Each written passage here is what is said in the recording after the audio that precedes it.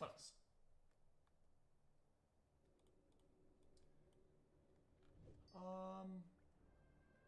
Yeah, I think Miz been getting bodied for years, but like I said, I don't like. I wouldn't. It's this. I don't know how many times I gotta say it. I don't give a shit. It's not about like going after certain people. You know what I'm saying? But I saw the thing on Twitter that was kind of crazy. There was like a mega thread. It was kind of interesting.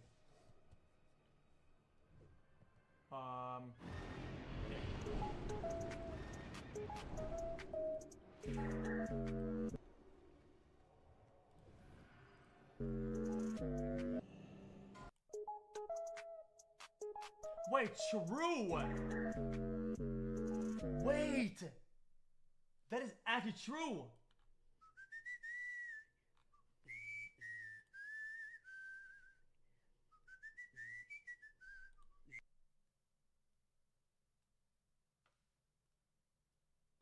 True. I got my boneless chocolate chip cookies. Hey, don't be hating. Don't hate the player, hate the game. And my vanilla almond milk, you know what I'm saying, in the cut? The only, like, something similar to chocolate that I do eat similar, like, a lot is, like, bro, you can never go wrong with boneless chocolate chip cookies, bro. Woo! Ever had a s'more in your life? Especially after, like, a long day at nighttime, some nice milk, vanilla almond milk, bro, with some boneless Nestle chocolate chip cookies. So is that like the boneless pizza meal? Hello?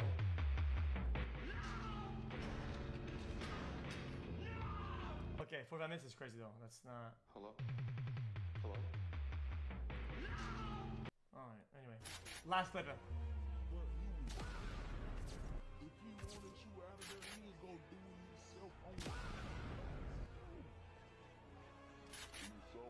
What about Quinn 69? What about him? Yes, the guy's botting it in reverse.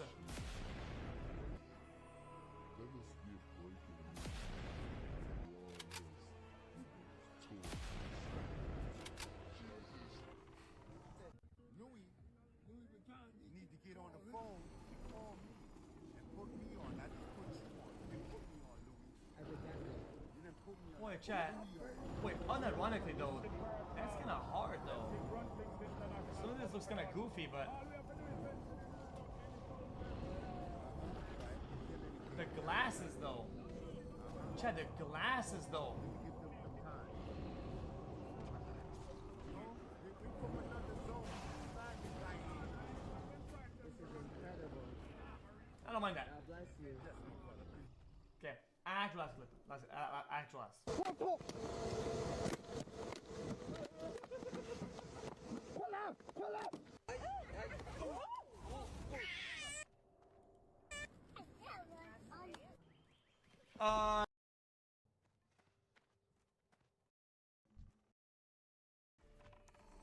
Yeah.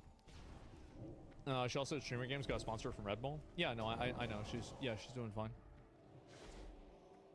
I was talking like Twitch got it right and they didn't overcorrect. Well, I don't know if they did, right? I mean, like, and I think there's a possibility that they did overcorrect, and it's absolutely legitimate that it happened. But you know, like it's hard to say. And I think what really matters. No, we hate OTK because of Emeroom. Nice, based. And Echo versus Liquid Race Roll First is so good. Yeah, it's almost over, right? They did overcorrect. They don't count lurkers and inactive chatters. That's okay. I mean, again, like, people are so worried about it and so stressed out. Like, I mean... Your friends. It's just... It's too much, man. It's just too much.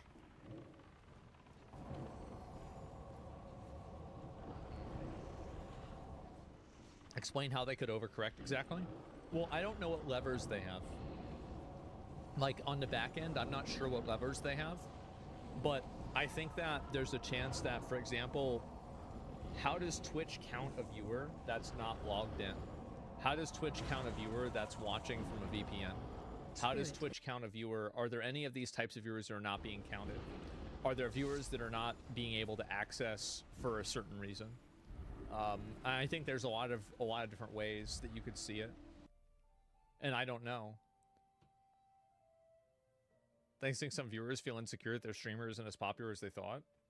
Yeah, I mean, like, in my opinion, I've always said Twitch is a small pond, right? So, like, if you're a big Twitch streamer, you're not even in the top 100 YouTubers. Actually, like, let me look at my channel, like, on YouTube.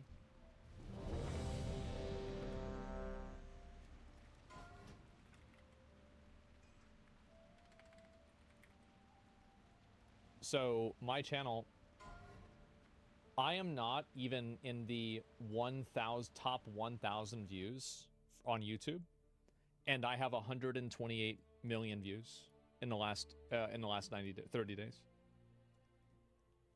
Right? You look at, and these are like my other channels, right? 91 million on this one.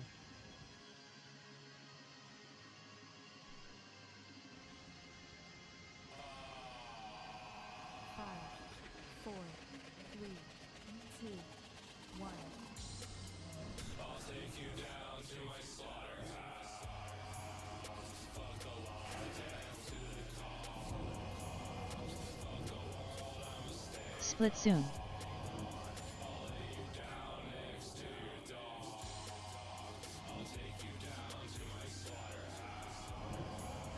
Split soon.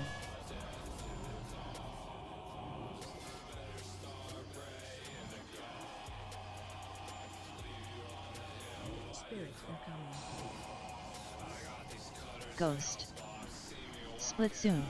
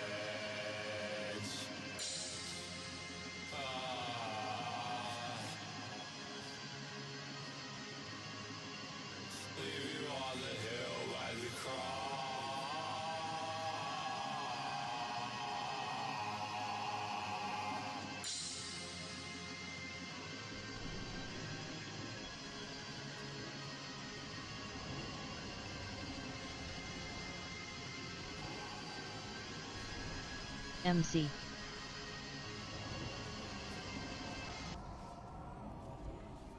Spirit incoming.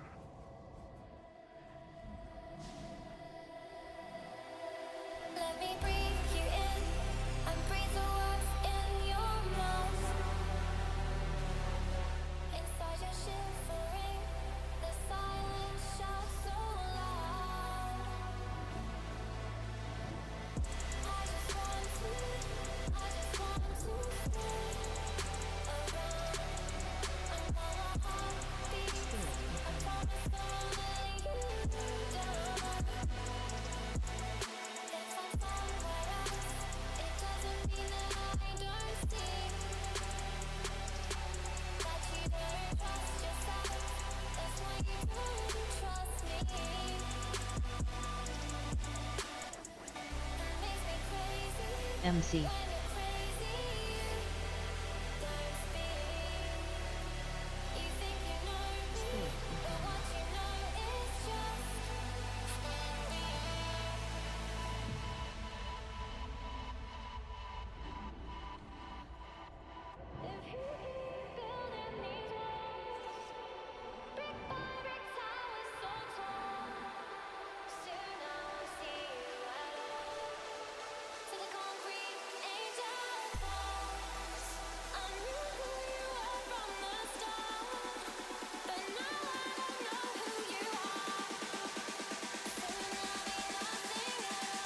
MC.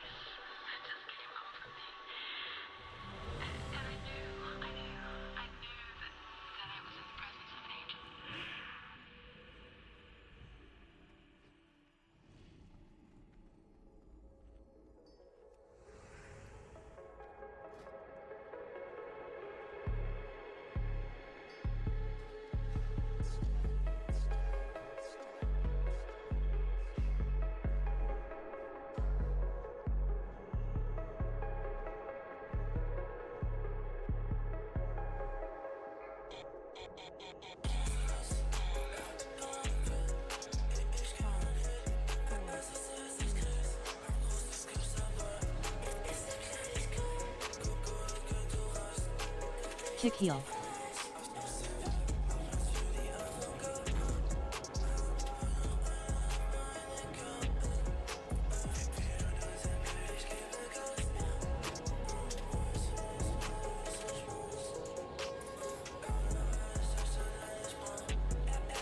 Kick heel.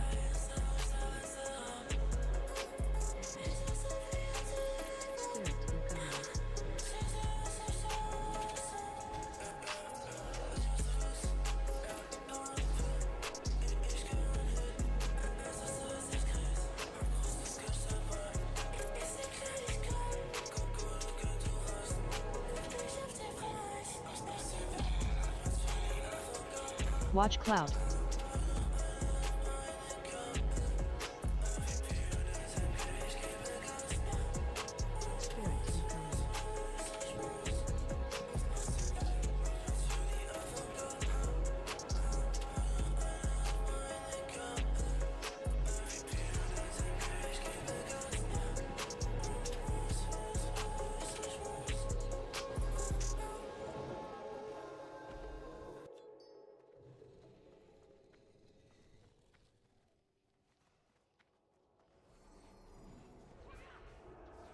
Spirit incoming.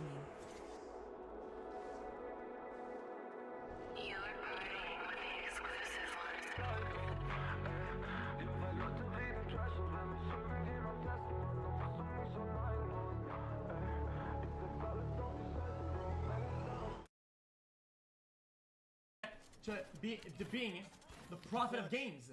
I've learned. Yep, I've learned. I understand it now, baby. Huge. Solo team wipe. Well, not fully solo. Anybody? Almost fully solo team to wipe them. Actually, it might have been solo. I think I got the other guy too, didn't I? With the grenades. I know they're mad too. I gave them those vegetables. They said right here raw. Okay, so what changed with the game?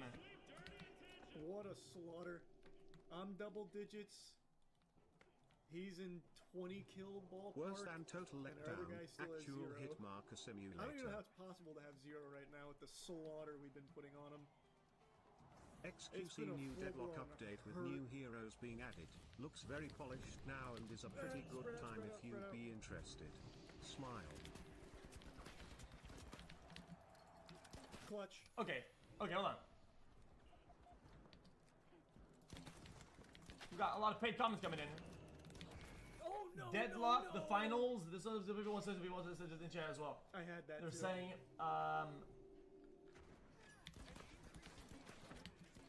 destruction is nice. Then there's something else I think Chet was recommending. What is it sponsored actually? No, it's not. What? Got him No, too. it's not. Clean. 5, 4, 3, 2, I got it. One. I got it. If you miss Protect all us. Felix type 1. Nice. Clean. Oh my god, that's strafe. You know, chat, guys, let's just download all the games. Fuck it. You know what? Let's download all the games. Fuck it, dude. Upstairs? Hey Unc, you should replay Hollow Knight because once Silk Song releases you will not beat So fucking IT. loud. Oh my god, my ears.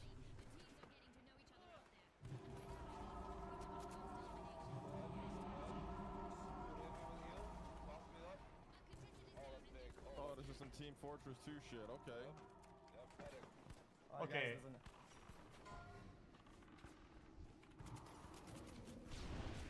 Guys, I shouldn't be allowed to fucking play this game. Right now. Okay, I mean, My that's name is- AI. Crazy what they can do with AI these This days. is embarrassing, guys. I think I'm disconnected right now. I'm not playing this. I mean, it's AI. It's AI. It's not even real. What? Upstairs? Spirit incoming. This is so fucking What loud. the Oh my fuck God, is my that? ears. Oh, anyway. How did you get this game anyway? Is it on Steam these days or what? Is it? We're playing all the games. We're playing all of them.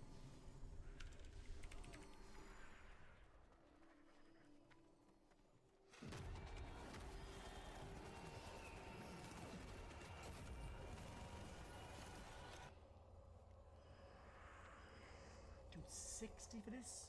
I mean, gigabytes, not money. Fortune owns you, true. Anything else? Hold on, chat recommended a bunch of stuff.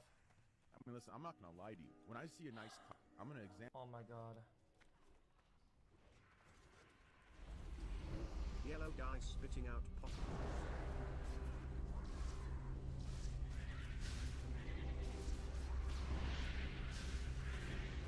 Spirit incoming. Dude, what the fuck am I watching? Unholy priest. Ramona.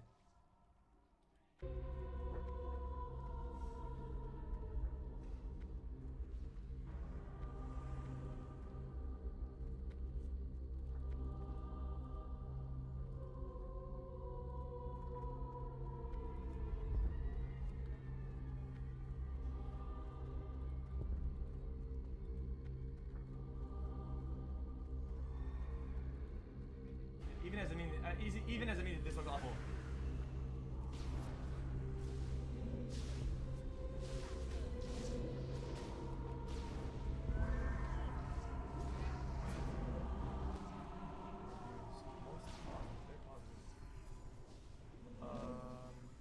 Okay. Spirit incoming. Okay, we actually might. We actually might. We can play all the games. We could do a thing. That was loud, and also I'm not. I didn't like the gist of it of that game. Jesus Christ. Okay, 5 percentile, dude. I this is at 400. It'll be fine.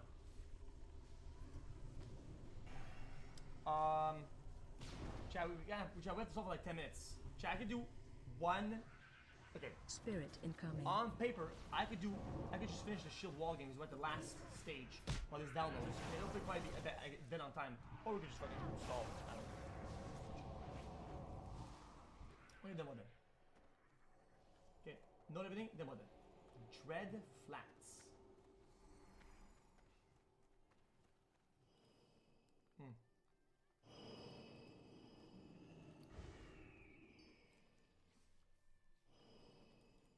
I cannot do racing. I don't have my thing. Chat, Chat just said something. Chat just said something. They said it. FL Studio when? I don't know. Hollow Knight. Chat, do we now replay that?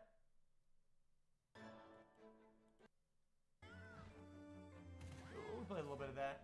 Life.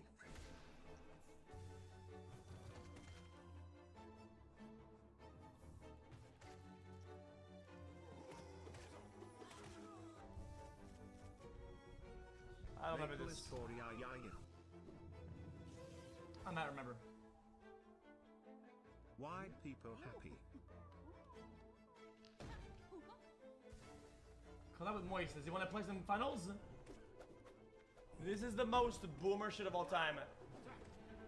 Moist collab boomer on the finals with nobody online playing it. That's, dude, I can't think of anything more cinema than that, Jed. This is cinema final boss.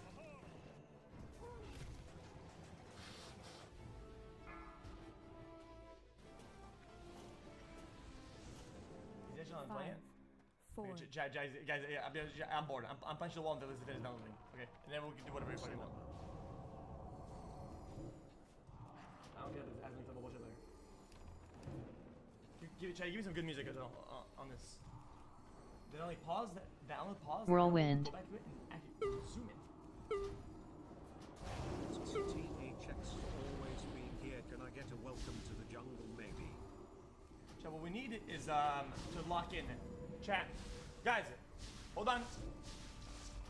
So then, chat, this is the fall of Rome. Hold on. It's the final battle of all the other battles in Europe or whatever was going on at the time. And it's the finale, and we Whirlwind. are Julius Caesar.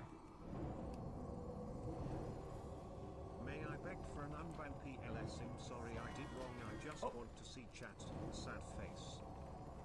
This is Julius Caesar final stand. Take a fat shit right now. And why would you tell us that? Whirlwind. Enrage soon. Anyway, something I wanted to put and I forgot what it's called. BTW and Cloverbit got delayed by a month due to song release. Have a good day. Yellow man popcorn emoji. Guys, there's something. I had some song that we played last time. Whatever. I'll just play this. I'll just play. I'll play this. No, I'll play this. Ready? Chat. So my boys are at the gate and just trying to bail me out. All I have to do now is survive.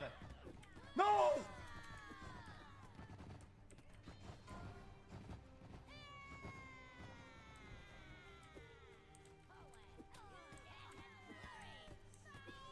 No! I don't think that this... I really actually don't think it's that big of an upgrade. Like, I upgraded my weapon, which is what matters. And this other stuff isn't that important anyway. So... Like, I could buy this, but it's, like, really not that big of a deal. Motivierte Kriminalität rechts, kurz PMK rechts. Heute müssen sie nur einen Haftbefehl vollstrecken. Aber der hat es in sich, denn die Gesuchte taucht immer wieder. Du bist Deutscher durch und durch. Ich fühle mich auch wie ein Deutscher. Natürlich, ich bin in Deutschland geboren. Ich habe nichts, aber auch gar nichts mit der Familie oder mit der Kultur oder in irgendeiner Art und Weise mit den Verwandten, die ich auch noch teilweise in der Türkei habe, zu tun. Ich bin in Deutschland geboren, ich bin hier groß geworden und ich bin Deutscher durch und durch. Klar, natürlich, keine Frage. Das habe ich auch nie in Frage gestellt. Ja, ab. Also wir fahren heute zu Olivia, die ist inzwischen 41 Jahre alt und quasi schon mehrfach bei uns in Erscheinung getreten. Die hat 11 Körperverletzungsdelikte, dadurch auch viel fremdenfeindlich und rassistisch motiviert. Mit zum Beispiel, mach dich nach Auschwitz, Kanake, verpiss dich in deine Heimat oder ich hoffe, du wirst vergast von Nazis, du Kanake. Zusätzlich noch 5 Bedrohungen, 14 Beförderungserschleichungen und diverse Beleidigungen, überwiegend auch fremdenfeindlich und rassistisch. Die Angelegenheit könnte unangenehm werden. Also neben Schlägetritte hat sie auch mit dem Kopf versucht, quasi mehrfach Kopfstöße zu verteilen. Oh, die wird jetzt ausrasten. Sollten wir darauf vielleicht auch achten. Die Frau soll sich in einem Wohnheim angemeldet haben. Unklar ist, wo genau. Weiß der Hausmeister mehr? Guten Morgen, die Polizei. Und zwar müssten einmal... Wer sind Sie überhaupt? Ja? Sind Sie Herr Hausmeister? Wer sind denn Sie? Bin ich hier, ja, bin ich? Ja, Sie sind der Hausmeister. Ja. Okay. Ich bin gerade gestanden. Ja, gut. Sehr nett von Ihnen, dankeschön. Wir müssen mit der Frau reden. Die wohnt jetzt hier seit Neuem. Wer? Nee, die...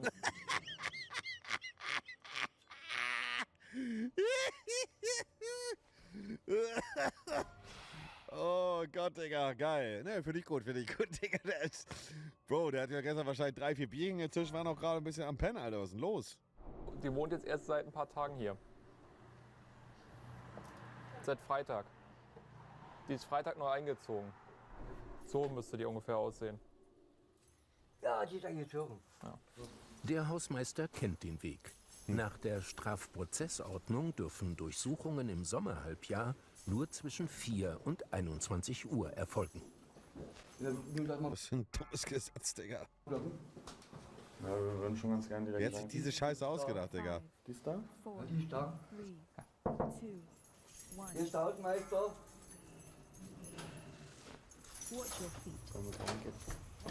Guten Morgen, die Polizei. Ja. Auf dem Boot. Ich bin doch auf dem Boden, ich bin auf dem Boden, ich bin doch auf dem Boden. Beruhigen Sie sich. Ich bin doch ganz ruhig. Haftbefehl liegen Sie vor. Warum denn? Wegen Volksverhetzung. Wann denn? Weiß ich nicht, keine Ahnung, was das sein soll. Ja, hier oben sehen Sie das Aktenzeichen. Das ist aus 2021. Also ist wahrscheinlich 2021 passiert. Hier sehen Sie einmal, worum es geht. 11 Monate und 9 Monate Freiheitsstrafe wegen Volksverhetzung. Wir packen jetzt mit Ihnen die Sachen und wir fahren in die JVA für Frau. Wir waren ja jetzt auch eine Weile nicht amtlich gemeldet. Ja, selber schuld. Also wer sowas bepöbelt auf öffentlichen Straßen, muss sich halt nicht wundern, wenn man gerade einmal Wiederholungstäter ist, dann geht es halt auch in den Knast, Digga. Ne? Ganz einfach. Verdient, richtig und wichtig. Das habe ich doch schon längst abgesessen alles. Das sind 20 Monate, also. Das glaube ich wohl nicht, das stimmt auch nicht, was hier drin steht. Das Fakt stimmt ist, auf jeden Fall. der Haftbefehl besteht. Sie kommen Gut, logische Reaktion ihrerseits jetzt zu sagen, nee, habe ich schon, die will natürlich nicht in den Knast, wird sich dann alles vor Ort klären. Ob jetzt 20 Monate dafür, das einmal dahingestellt, wenn andere Leute weniger bekommen, aber gut, wir leben in Deutschland, da sind die Gesetze sowieso gefühlt wie ein Rubbellos. Mit. Ich bin Brandenburgerin, ich bin ja gar nicht gemeldet hier in dieser Stadt. Wir haben diesen Haftbefehl, wir haben sie angetroffen, wir nehmen sie fest. Als allererstes möchte ich von Ausländern in dieser Stadt in Ruhe gelassen werden. Ja. Ich habe hier keine Probleme. Hören Sie auf damit. Digga, okay, gut. Digga, ich glaube, da geht's nicht so gut. Meine Sachen zusammenpacken. Stehen Sie einmal auf, bitte.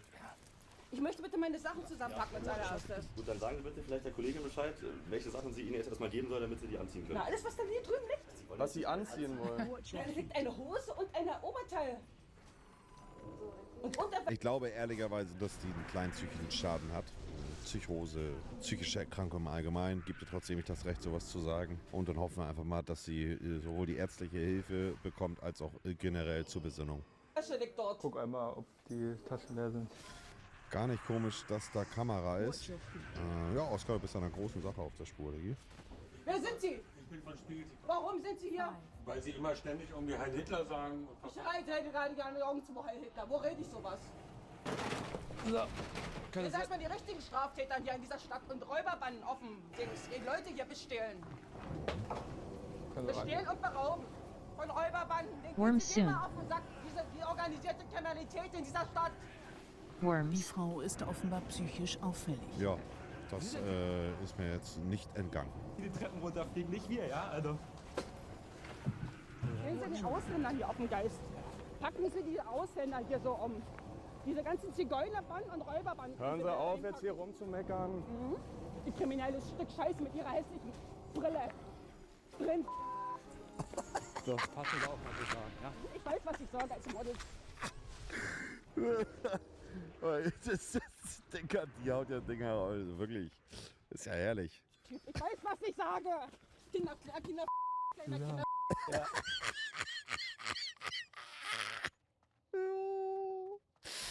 Oh, ich fühle ihren Zorn so sehr, Digga.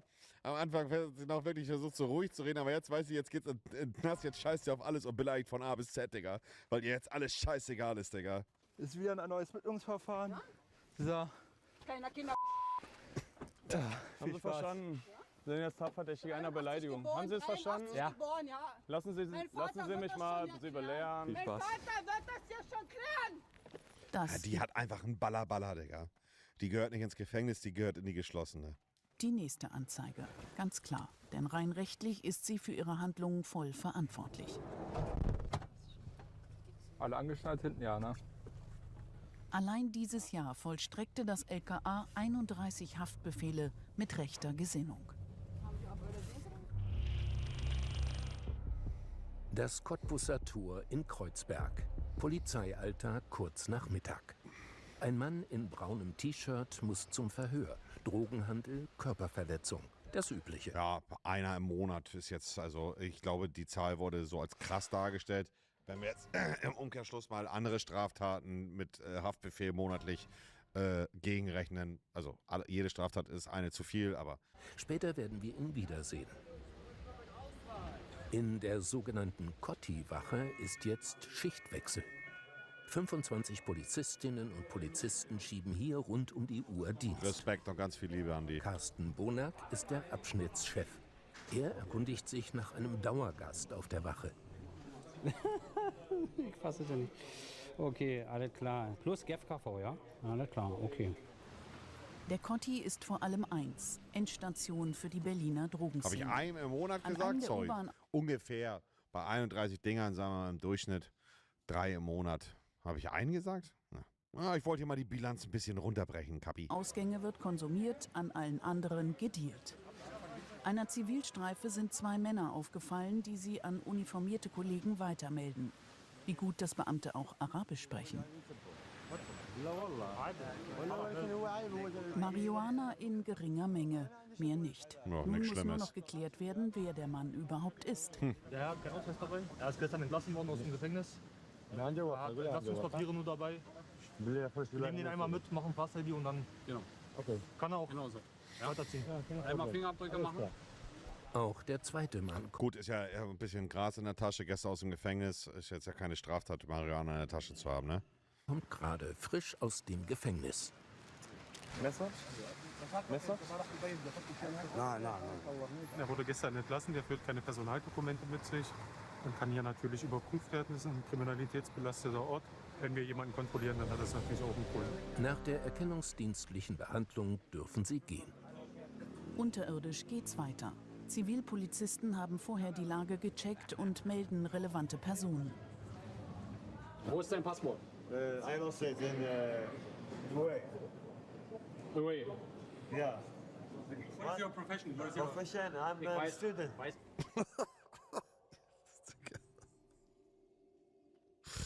Ja, genau, Digga. Oh Gott, ja. Klar. Es findet sich dann doch noch ein Ausweis und ein Treffer bei der anschließenden Abfrage im Polizeisystem. Osa, du hast heute schon einen Platzverweis bekommen. Oh! It's not allowed for you to stay here until tomorrow. No, huh? I Until come tomorrow. to go. Okay, then leave this place now. Viele der Dealer und Junkies treiben sich in der U-Bahn-Linie 8 rum. Auch bei der nächsten Kontrolle wird die Polizei fündig. Der eine hat viel Geld, der andere jede Menge Schmerztabletten. Und mit dabei der Mann im braunen Shirt, der am Vormittag schon aufgefallen war. Das ist uns doch an vorhin hier, mit der räuberischen. Ach, Mann. Der Rucksack hat damit gebrochen, da muss irgendwas drin sein. Wo ist denn der? Der liegt hier, den habe ich eingesammelt. Muss irgendwas drin sein. Gib mal nach. Mühsame Wühlarbeit im Mülleimer. Gefunden wird am Ende nichts. 2 andere Männer aus Nordafrika sind die Kontrollen offenbar gewohnt. Wisst ihr, was eigentlich so schade ist, muss ich wirklich an der Stelle mal sagen. Man kann es natürlich jetzt hier rassistisch auslegen, dass die Polizei größtenteils ausländische Menschen mit schwarzen Haaren kontrolliert. Die werden aber natürlich auch wissen, was die machen. Das machen die nicht, weil sie Langeweile haben. Eigentlich finde ich es schade, dass es dann doch im Verhältnis recht viele Leute gibt, die mit keiner guten Intention in Berlin oder in Deutschland an für sich sind und das allgemeine Bild vom ausländischen Publikum so runterziehen. Und Leute, die wirklich hier mit beiden Beinen im Leben stehen, mit beiden Beinen einfach ihr Ding machen, sich etwas aufbauen, Familie gründen und dem deutschen Staat eine Bereicherung sind, auch diesem Muster unterfallen und eventuell einen gewissen kriminellen Stempel auf der Stirn rumlaufen, obwohl sie dieses gar nicht machen. Das ist eigentlich sehr schade, wie ich finde. Ich kann beide Seiten verstehen. Ich kann die Seite der Polizei verstehen. Ich kann aber auch die Seite der Leute verstehen, die sich halt sagen, ey, aufgrund meiner Haarfarbe werde ich hier kontrolliert. Aber, und das ist einfach etwas, was, glaube ich, jeder von uns am Ende des Tages sieht, die Polizei kontrolliert diese Menschen nicht, weil sie sich denken, oh Mann, ich mag die Leute mit den schwarzen Haaren nicht, sondern sie machen es, weil da wahrscheinlich die Trefferquote einfach am höchsten ist. Ne? Der eine hat mehrere Telefone, der andere keinen Ausweis. Ausweis. Das war zum Mitnehmen. Ausweis mitnehmen. Mitführen. Hier. Kompensator. Das Telefonat. ده شو؟ ده تليفوني ولا تليفون فلوس؟ ولا التليفون بالنص؟ لا ده تليفوني. وهذا؟ بتاعك. بتاعك؟ Und es gibt noch mehr Fragen. Sind eure Fahrräder? Fahrrad? الفراد بتاعي والقشه الطشه دي ومديها لي طفل مش مديها لصاحبي. Ich will nur wissen, ob das ein von den alle und das andere von Sie, von ihm? So. Mit Fahrrädern in der U-Bahn unterwegs und gut gegen mögliche Angriffe gerüstet sein. Ein Reizstoffsprühgerät ist das, ja, also Pfefferspray sozusagen. Nicht erlaubt. Und wir haben es leider Gottes in der Vergangenheit schon mehrmals gehabt, dass hier zu gefährlichen Körperverletzungen mit solchen Pfeffersprays gekommen ist. Eigentlich auch nicht erlaubt am Bahnhof, ne? Waffenverbotszone. Freezing. 2 sehen wir später wieder. Einen beim Dealen, den anderen mit Handschellen. Ja, das ist halt das Problem, ne? In der Polizeiakademie wird die Theorie für die Praxis geübt. Wir befinden uns in der Tatortstraße der Polizeiakademie Berlin, in der Radlandstraße im 2. Obergeschoss. Wir haben hier 6 Tatorte, die wir bearbeiten können mit den Auszubildenden. Hier haben wir die Laube. Wieso werden die freigelassen? Naja, weil sie bei einer Kontrolle bis auf Reizgas nichts gefunden haben, Digga. Tatort-Szenario: Eindringen in Laube durchs Fenster. Ja, hier haben wir ein halbes Fahrzeug. Auch der Diebstahl aus Kraftfahrzeug oder von Kraftfahrzeug ist ja ein weitgehendes Delikt hier in dieser Stadt. Hier haben wir eine Wohnung. Eindringen in die Wohnung ist ja ein Verbrechenstatbestand mittlerweile. Seit einigen Jahren Aufbrechen der Tür. Und hier haben wir ein richtiges Lokal mit Sitztischen, mit Stehtischen, mit einem Tresenbereich, mit Kasse, Spirituosen. Heute müssen die Nachwuchspolizisten das erste Mal einen Tatort untersuchen. Fingerabdrücke nehmen, alles fotografieren und Spuren suchen. Untersuchen. Fingerabdrücke nehmen, alles fotografieren. Bro, die virtuelle Kamera ist ja sick, Digga. Die ist ja wirklich sick, die Kamera. Spread. Ja, gehört dazu, normal, Standard. Und Spuren suchen. Das jetzt nur als kleiner Off. Kannst du einen Schuhabdruck erkennen? Ja, schwierig. Schauen Sie mit der Lampe mal ab nach unten. Nach unten? Ja, da. Ach, da. Virtuell, ach, ihr wisst, was ich meine, Mann. 2,5 Jahre dauert die Ausbildung für den mittleren Dienst, 3 für den höheren Dienst. Hallo, alles gut? Hey, بك اسحب ساعة. ايش بخن مخن داخل. Der Mann war schon am Vormittag aufgefallen, musste zum Verhör. Die Vorwürfe ließen sich aber nicht erhärten. Einen Platzverweis gibt es trotzdem von Wachleiter Bonak. Gut, das ändert nichts an der Tatsache. Bis er heute und morgen wieder am Cottbuser Tor, werde ich ihn festnehmen und einsperren. Es folgen längere Ausführungen über das Leben, den Knast und einen Überfall. Der Asylbewerber aus Nordafrika darf nicht arbeiten. Die ganze Story zusammengefasst von einem freundlichen Polizisten. Der hat halt mit Drogen gehandelt, der gibt es auch zu, um sich halt seinen Lebensunterhalt zu finanzieren, also Essen, Trinken und Kleidung und sowas. Seitdem er im Knast war und jetzt rausgekommen ist, sagt er, seit 4 Monaten hat er nicht einmal mehr gehandelt. Der versucht auf den geraden Weg zu kommen.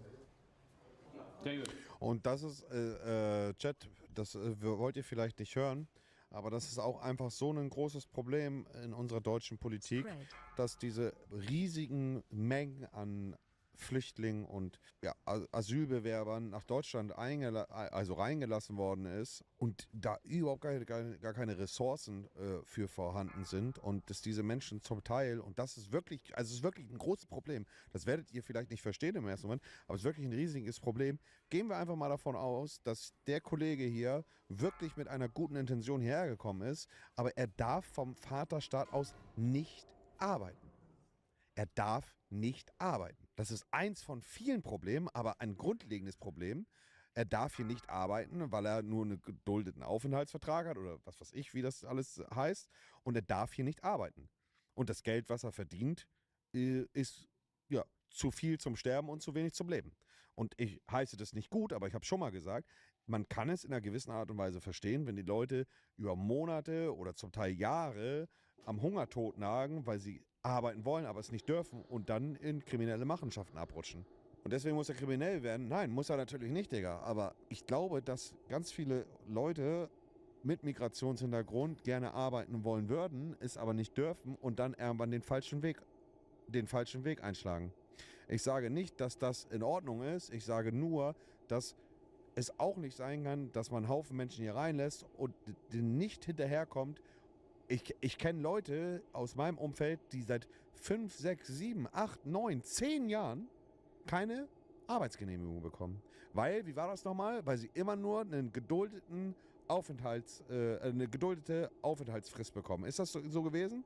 Wenn du nur geduldet bist und eine Frist hast von einem halben Jahr, ja, dann darfst du nicht arbeiten. Die wollen arbeiten, die wollen auch die deutsche Staatsbürgerschaft haben, die wollen sich hier eingliedern und Teil der Gesellschaft werden. Sie können es aber nicht. Nicht alle, nein, natürlich nicht alle, aber auch viele, Digga. Ne? Die dürfen arbeiten, haben davon genug in der Firma. Nein, du laberst dumme Scheiße, Digga.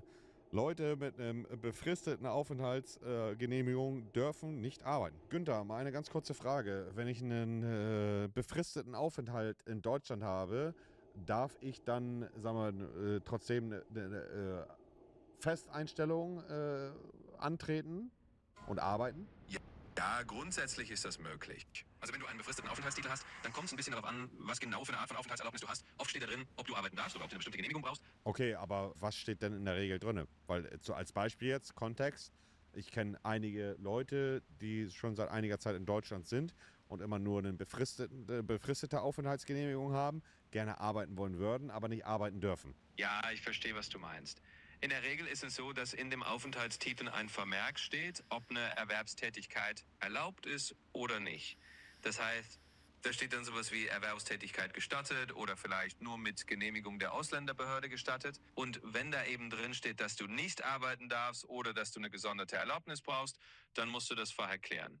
Aber wenn es drin steht, dass es erlaubt ist, dann kannst du einfach arbeiten. Also es kommt wirklich auf diesen Eintrag an und der ist normalerweise direkt in deinem Aufenthaltstitel vermerkt. Okay, kannst du bitte prozentual sagen, wie viele von den Leuten, die nach Deutschland kommen, arbeiten dürfen und nicht arbeiten dürfen? Prozentual ungefähr? Da jetzt eine ganz genaue Prozentzahl zu nennen, ist gar nicht so einfach, weil das wirklich von den jeweiligen Aufenthaltstiteln... Aber ich habe ja nach einer prozentualen Zahl gefragt. Also so ganz ungefähr, wenn man sich Statistiken anschaut, dann ist es tatsächlich so, dass ein recht großer Teil der Menschen, die mit einem Aufenthaltstitel nach Deutschland kommen, irgendwann auch arbeiten dürfen. Ich würde mal so ganz grob schätzen, dass vielleicht etwa 60-70% der Leute, die längerfristig hier sind, eine Arbeitserlaubnis bekommen.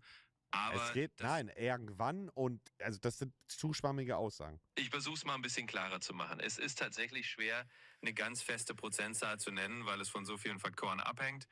Aber wenn wir mal so Statistiken anschauen, dann würde ich sagen, ungefähr vielleicht 1/3 bis die Hälfte der Leute, die mit einem befristeten Aufenthaltstitel kommen, haben direkt von Anfang an der Erlaubnis zu arbeiten und der Rest muss eben nochmal extra eine Genehmigung einholen oder hat vielleicht erstmal keine Erlaubnis, aber so ganz fix ist das wirklich schwer zu sagen, weil es von vielen Faktoren abhängt. Und Asylbewerber, verhält sich das da anders? Ja, genau, bei Asylbewerbern ist das tatsächlich nochmal ein bisschen anders. In den ersten Monaten, in denen sie in Deutschland sind, dürfen sie in der Regel erstmal nicht arbeiten und dann, nach einer gewissen Zeit, je nachdem wo sie sind und wie ihr Verfahren läuft, können sie dann eine Arbeitserlaubnis beantragen, aber da gibt es wirklich eigene Regelungen für Asylbewerber und die sind dann nochmal ein bisschen spezieller. Ja, also es sind irgendwie recht schwammige Aussagen. Wie gesagt, also natürlich gibt es da auch Paradebeispiele, die gut sind, aber so wie ich es grundlegend gesagt habe, ist es auch so, es wird oftmals den Leuten sehr schwer gemacht, Diggi. Aber die Aussage von Günther war jetzt eher schwammig. Good luck. Bye bye. Wir kommen Polizei. Er darf gehen, sich aber nicht mehr am Kotti aufhalten. Die anderen beiden werden erkennungsdienstlich behandelt und dann auch entlassen. Die Fahrräder sind nicht gestohlen. Alles bestens, könnte man meinen. Dieser Mann führt eine ganz besondere Truppe an. Robert Laun leitet das Kommissariat 44 für operative Ermittlungen. Seine Männer wollen eine Gruppe dingfest machen, die vor einer Bar einen Mann attackierte, um ihm Uhr und Kette zu rauben. Der Haupttäter arbeitet mit allen Tricks. Hier tanzt er ihn an. Der andere reißt an seinem Arm, versucht ihn festzuhalten.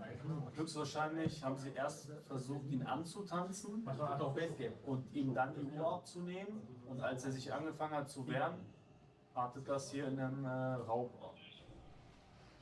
Nur ein Mann hier mit weißem Basecap, der nachts vor der Diskothek Flaschen sammelt, kommt dem Opfer zu Hilfe. Alle anderen gucken weg. Die Angreifer schlagen brutal zu. Die Ermittler gehen davon aus, dass die Täter Nordafrikaner sind. Auf der Kotti-Wache geht es aber erstmal mit einem Tschetschenen. Ja, keiner hilft, ja. So kann man, aber ehrlicherweise kann man es den Menschen mittlerweile verübeln. Dass nicht geholfen wird? In der heutigen Zeit musst du immer Angst haben, dass wenn du dich einmischst, abgestochen wärst oder schwer verletzt wärst. Ich kann verstehen, wenn einige von euch schreiben, ey, ich würde sofort helfen. Ich kann aber auch genauso gut verstehen, wenn einige Leute sagen, ey, tut mir leid, ich rufe die Polizei und gucke hin und versuche irgendwie mir alles zu merken, um bei der Aufklärung zu helfen. Aber damit reingehen und mein Leben aufs Spiel zu setzen für jemanden, den ich nicht kenne, für eine Situation, wo ich gar keine Ahnung habe, was da gerade los ist, da ziehe ich mich lieber zurück. Kann ich auch komplett verstehen, Digga. Weiter. Zivilpolizisten hatten ihn vor der Tür beim Drogenhandel beobachtet. Erst tut der Mann so, als sei das nicht sein Rucksack, dann kennt er aber seinen Inhalt. Diese 12 Euro bezahlen, diese 7 Euro. Und was? Kokain? Nee. Und du weißt nicht, was du gekauft hast, ne? Diese ich kaufe. Ja, aber was ist denn das? Ha? Was ist denn das? Kokain, Heroin, Nee, das Salz oder Speed? Ja. Speed? Ja. Ah, okay. Bei der anschließenden Leibeskontrolle findet sich im Intimbereich des Mannes noch so einiges, was da nicht hingehört. Das hier ist Subutex, das gehört auch dazu. Hier ist mit hoher Wahrscheinlichkeit entweder Amphetamin oder Kokain drin. Ich will es jetzt nicht anfassen, weil es da gelegen hat, wo es gelegen hatte. Dazu noch 110 Gramm Amphetaminpaste. Ist das relevant? Ich klopf's nicht, ne? Das ist sehr relevant. Kurz vor 6. Es geht wieder raus auf den Kotti, wo sofort ein alter Bekannter auffällt. Er sagt, er will seine Schmerzmittel von ihr haben. Okay. Also, das ist seine letzte Chance. Ja, also, wenn er jetzt tatsächlich der Meinung ist, uns irgendwelche Märchen zu erzählen, also er kann jetzt gerne, natürlich können wir ihm nicht verwehren, aber dann soll er jetzt bitte unterbinden und soll das machen, ansonsten hat er ja am Cottbusser nichts mehr zu suchen. Für die Polizei geht es am Kotti, einem sogenannten kriminalitätsbelasteten Ort, nur um Schadensbegrenzung und vielleicht noch Verdrängung. Plötzlich ist auch wieder der Mann mit dem Fahrrad da, den die Polizei in der U-Bahn überprüft hatte. Offenbar hat er etwas im Angebot, was ein Kunde haben will. Ja, genau. Vor einer halben Stunde freigelassen. Und zack, wird bezahlt. Gleich um die Ecke soll es einen handfesten Streit gegeben haben.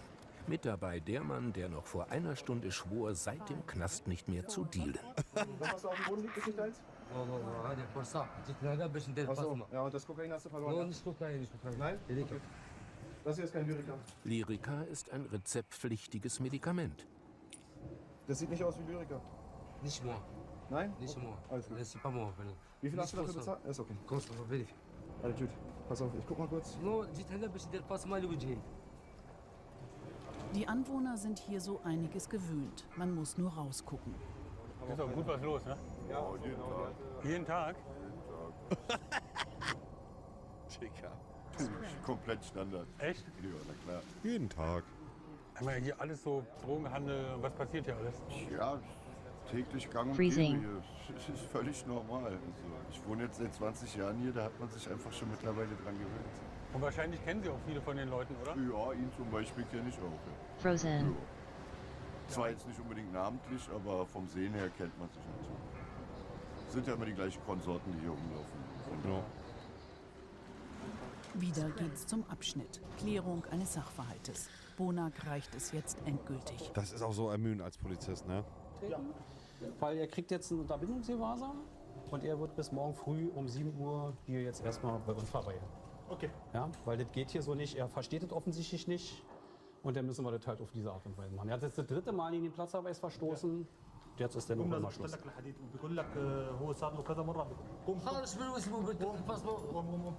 Natürlich wird diskutiert. Aber der Beamte lässt sich auch nicht von der kleinen Augenverletzung erweichen. Und so... Ja, die scheißen halt komplett drauf. Das muss man einfach so sagen. Der scheißt da komplett drauf. Da ist er noch mit einem Tag Knast ganz gut bedient. Geht das hier jeden Tag. Das ganze Jahr.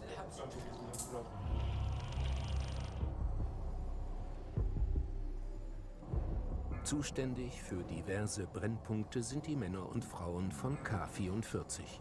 Auch heute wird es hier zur Sache gehen. Alle da soweit, ja? Okay, wir kommen gerade oben von der Besprechung. Wir gucken natürlich ganz speziell auch nach unseren Räubern in unseren Bereichen. Oftmals eskalieren ja diese Taschendiebstähle. Es folgt das allgemeine Lagebild. Was so Wie sollen die Respekt vor der Polizei haben, wenn die einfach immer weitermachen können? Bro, das ist eine Frage, die schwer zu beantworten ist. Ich stelle mir dann immer die Frage, und das ist, denke ich, eine berechtigte Frage, würden diese Menschen sich in ihrem Land genauso verhalten? Und die Antwort ist nein. Das heißt, irgendwas macht der Staat auch eventuell verkehrt von ihrer Härte der Strafen, von ihrer Härte der Vorgehensweise, dass diese Menschen sich denken, ich benehme mich hier wie Scheiße, weil es passiert mir sowieso nichts. Was jetzt der Weg da ist, dass das nicht mehr so ist.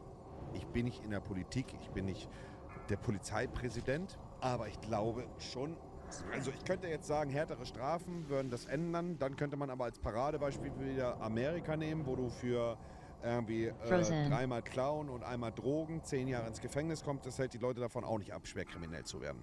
Verstehst du? Deswegen, ich habe da nicht die Lösung. Ich weiß es nicht, Digga. Härtere Strafen haben als Beispiel jetzt in Amerika auch nicht dazu geführt, dass weniger Straftaten passieren. Ich kann es dir nicht sagen. los war in den letzten 3 Tagen und vor allem in den Nächten. Es gab gestern Abend 23:30 in der Rehwala, kam es zum Taschendiebstahl. Täter ist geflüchtet. Letzte Woche Mittwoch kam es zu einem schweren Raub unter Vorbehalt einer Schusswaffe. Ein Mobiltelefon wurde entwendet. Gestern kam es noch zu einer Antanztat. Görlitzer Bahnhof. Dann 7:12 Uhr auf der Treppe zum S-Bahnhof Neukölln. Von hinten wurde das Handy gezogen. Mehr Folter. Ja, okay.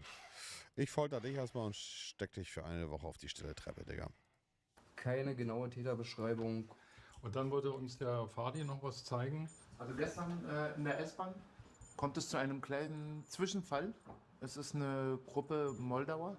Also da kann man sehen, der ältere Mann spricht ihn an, der soll doch mal bitte seine Füße runternehmen. Hilft jetzt nach.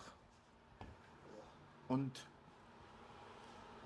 demnach antwortet die Truppe. Also, der Mann gehört schon mal wegen versuchten Mordes ins Gefängnis, tritt ins Gesicht, für mich versuchter Mord. Und alle anderen enthalte ich mich erstmal.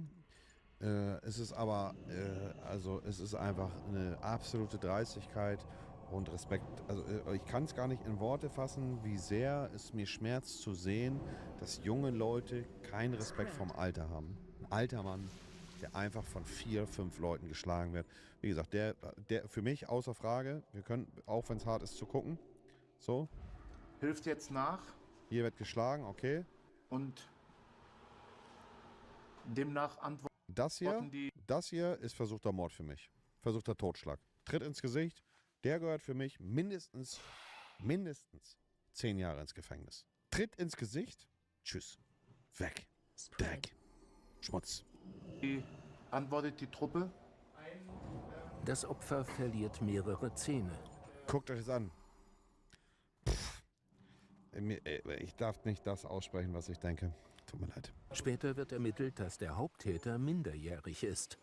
Mittlerweile hat die ganze Truppe Berlin verlassen. Ach, super. Das Kommissariat startet heute mit Zivilfahrzeugen. Wenn es die Lage erfordert, steigen die Polizisten auch aufs Fahrrad oder observieren zu Fuß. Kaum hat die Schicht begonnen, werden über Funk Schüsse in Neukölln gemeldet. Strafen runtersetzen bei sowas? Hm?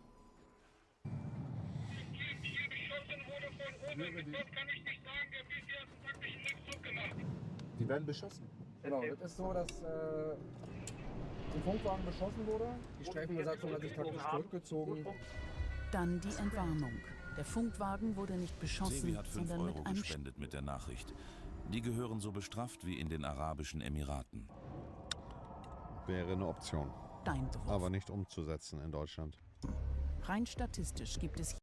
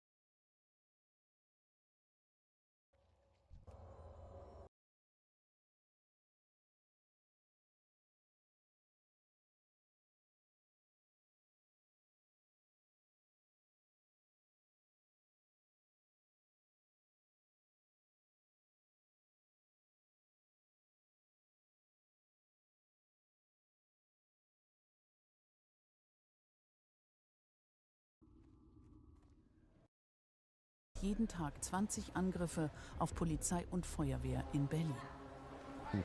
Launs Kollegen sind unterdessen auf der Suche nach diversen Zielpersonen.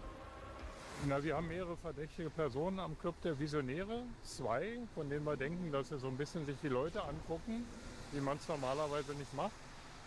Und zusätzlich gibt es noch jemanden auf dem Hermannplatz, der auch sich verdächtig verhält. Wir haben also 2 Situationen und versuchen die Kräfte so ein bisschen zu verteilen.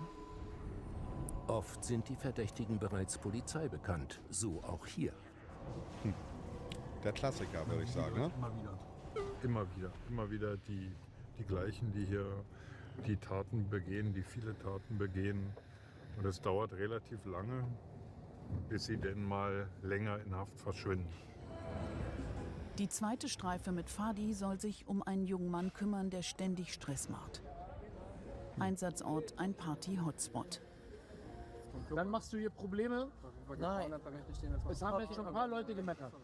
Ja. Vorhin war schon ein Funkwagen da und hat dich weggeschickt. Jetzt bist du wiedergekommen. Dann gab es wieder einen zweiten Einsatz. Und das ist jetzt, hör mal zu, ich rede mit dir. Und das ist jetzt der 3. Einsatz. Jetzt kann ich reden. Jetzt kannst du reden, ich höre dir zu. Ich habe dort nicht getan. Also ich habe dort nicht getan. Heute? Ja. Kein Warschauer Straße mehr. Kein Matrix-Club mehr. Aha. Du nimmst gleich deine Sachen und dann fährst du nach Hause. Schönen Abend noch. Die andere Streife observierte eine ganze Zeit lang mehrere Männer. Was nicht so einfach ist, wenn man auch noch beobachten will, ob ein Handy gestohlen wird. Von wem ist denn das Handy? Von mir. Deins, ja? Habe ich Geschenk gekriegt. Hast du Geschenk gekriegt? Okay. Ja, klar. Das ist aus, warum? Ja, das ist schwer. Also Batterie ist leer. Und immer wieder Messer, in Bus und Bahn verboten. Ist das sogar umgeben? Dass sie ein Messer dabei haben? Das ist recht häufig. Oder bestimmt nicht zum Brustschneiden, oder? Vermutlich nicht. Vermutlich nicht. Warum haben Sie ein Messer dabei? Ja, hier ist gefährlich. Deswegen eigene Schutz. Ist das plausibel mit dem Messer? Ja, ich würde ihn trotzdem eher hier für einen Aggressor halten, für einen Täter, der hier unterwegs ist und eher Straftaten begeht. Der typische Opfertyp ist er nicht. Ne? Auch der nächste Mann sieht sich heute Abend eher als Opfer der Verhältnisse. Ich rede auch ganz normal mit dir, oder? Ja, aber normal, du sagst immer klauen. Immer sage ich nicht zu dir. Was sagen die jetzt? Die sagen bei mir, maybe klauen meine Hände. Ich habe dir gerade erklärt, lebe doch gut. Ja, und ich bleibe dabei, da schon ist das Problem, kein Polizist sollte mit sich so reden lassen. Und das wird in anderen Ländern dann anders gehandhabt, aber kein Polizist sollte so mit sich reden lassen. Dieses aufmüpfige, respektlose Verhalten, die Polizisten, ich verstehe, und das ist auch okay, die Polizisten sind deeskalierend geschult und die Polizisten machen da nur ihren Job. Aber ich glaube, dass das der falsche Weg ist. Meine persönliche Meinung. Und wenn alles in Ordnung ist? Ist ja eine Clown mit deinem Paket? Das ist ein alter Bekannter? Das ist ein alter Bekannter, ja, der hier mehr oder weniger auf der Straße lebt und allerlei kleine Diebstähle begeht. Und ja, passt genau zu ihm, dass er sich ein relativ wehrloses Opfer sucht. Und jetzt schauen wir mal, bei ihm wurde auch ein Handy aufgefunden. Schauen wir mal. Und da ist auch wieder das Problem. Die wissen, dass der regelmäßig Leute überfällt, abzieht, Handys klaut und der läuft trotzdem draußen frei rum. Was muss dann halt passieren, dass der auch mal für längere Zeit beispielsweise ins Gefängnis geht oder irgendwelche wirklichen Konsequenzen zu befürchten hat? Ja, klaust ein Handy, komm, dienstliche Untersuchung und dann kannst du wieder raus. Ne? Das Entsendete ist. Meine Handy, sage ich. Ich habe da ganz vorsichtig angefasst. Nebulös ist auch die Herkunft seines Handys. Mohammed, gehört das Handy einem anderen Menschen? Ich weiß nicht. Du weißt nicht? Ich sag ihm, geh, nimm mein Handy, ruf in Polizei oder ruf in Taxi, was du brauchst, du kannst du machen. Du weißt nicht, ob das dein Handy ist? Das ist ja mein Handy. Das ist dein Handy? Ja, ich habe Papier mit meinem Handy. Paket, alles. Kannst du geladen kaufen, reden. Der Mann legt eine Quittung für den Kauf vor. Laun ist misstrauisch. Kriminalistische Erfahrung. Ja, guck mal, das ist eine Quittung, die man sich selbst ausstellen kann. Also, hier steht Warum 70 mit 10K? Kannst du selbst machen im Internetcafé, diese Quittung dir malen. Ist gar nichts. Was brauchst du mit dir? Wo steht denn der Laden drauf, wo du das gekauft Ein hast? Hermalplatz. Steht gar nicht, na, weil er steht da nicht drauf, der Laden. Steht gar nicht. Das ist mein Problem, ich verstehe nicht lesen. Ja. Überprüfen wir mal. Was um diese Uhrzeit nicht so einfach ist. Er kann auch gehen. Ja? Go, ja? You can go. Do nothing. Yeah. Okay, then go. You had to check it, okay? That's why you can go. Everything is Too okay. much, you know. Der Mann mit Handy und ohne Quittung muss mit zur schnellen erkennungsdienstlichen Behandlung. Und dann ist er wieder Fast frei. ID. So wie Um immer. zu klären, ob noch etwas anderes gegen ihn vorliegt. Kurz vor 3 ist es jetzt. Gut, er hat auch erstmal nichts gemacht, aber ihr wisst, was ich meine. Mehrere Verdächtige suchen ihr nächstes Opfer, beobachtet von den Zivilfahndern. Die tanzen gerade eine Person an. Der Typ greift in die rechte Jacke von dem Typen mit seiner linken Hand. Die werden jetzt beobachtet. Die stehen alle 3 in der Grünanlage. Die Festnahme ist noch nicht freigegeben. So, die wollen jetzt vielleicht, dass wir sie unten am Mitteldeck nehmen, dass wir hier runtergehen und dann Mitteldeck die Festnahme. Die Antänzer. Meinst du, Spiegel TV wird auf Doku zeigen, wenn die Täter deutsch wären? Hier ist ja auffällig, dass nicht einer dabei ist. Ja, das ist jetzt natürlich wieder so eine Unterstellung, oder nicht Unterstellung, sondern einfach schon ein Vorwurf, der, wenn es so wäre, schon schwerwiegend ist. Wir haben mit Sicherheit hier auch in der Dokumentation deutsche Täter gesehen, beispielsweise die mit den rassistischen Aussagen. Ich glaube halt einfach, und das ist etwas, was, glaube ich, einfach die Realität ist, dass deutsche Täter mit Sicherheit auch vorhanden sind, aber deutlich weniger als ausländische Täter in Berlin. Und ich glaube, dass das einfach diese Dokumentation ein Spiegelbild von dem ist, was da alltäglich passiert. Sind mit der U-Bahn zum Cottbusser Tor gefahren. Dann Ich wüsste auch nicht, ehrlicherweise, warum Spiegel TV das machen sollte. Weil, sind wir auch mal alle ganz ehrlich zu uns selber, das, was wir hier gerade sehen, ist halt einfach die Realität in vielen großen Hauptstädten. Nicht nur in Berlin, auch in Hamburg oder in anderen großen Hauptstädten. Das ist halt einfach so. Ne? Natürlich gibt es auch deutsche Straftäter, brauchen wir nicht drüber reden. Also das bezweifelt hier auch niemand. Ne? Zugriff.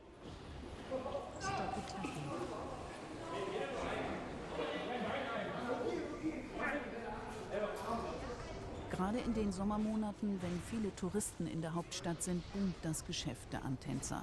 Viele von ihnen sind reisende Täter. Hast du irgendwas Gefährliches bei? Messer? Was? Spritze? Erst fragen, dann kontrollieren. Welche Sprache? Arabisch? Okay. Passport? Haben wir jemanden?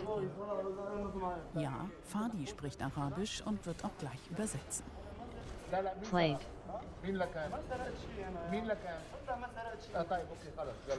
Er hat nichts getan. Er hat schon wieder einen Unschuldigen. Ich finde das dann... Ja. Was ist hier? Wir nehmen immer die falschen. Er kifft selber und braucht selber Drogen. Haschisch, ja? Haschisch, habe ich verstanden. Ja. Was auch erstmal keine Straftat ist. Soll ich dir was abnehmen so lange? Ja, die Lage ist so, dass wir 3 Personen jetzt vorläufig festgenommen haben. Der Geschädigte, dem ist aufgrund seiner Alkoholisierung erst spät eingefallen, dass er doch sein Portemonnaie losgeworden ist. Eine ganze Zeit merkte er also an, er hätte alles. Und erst nach 10 Minuten hat er festgestellt, sein Portemonnaie ist weg. Und darum durchsuchen wir jetzt. Sieht echt ein bisschen aus wie Adam Skyline, ja? Habt ihr recht. Er sieht echt ein bisschen aus wie Adam in 5 Jahren. Und erst nach 10 Minuten hat er festgestellt, sein Portemonnaie ist weg. Und darum durchsuchen wir jetzt die Person erstmal, suchen nach seinen Wertsachen und seinen EC-Karten. Alles Weitere wird geklärt. Haben die Männer nur geklaut, ist es Diebstahl. Haben sie Gewalt angewendet, ist es Raub. Zuletzt haben die Antänzer Taten übrigens abgenommen. Kurz vor Mitternacht auf dem Platz vorm Bahnhof Zoo.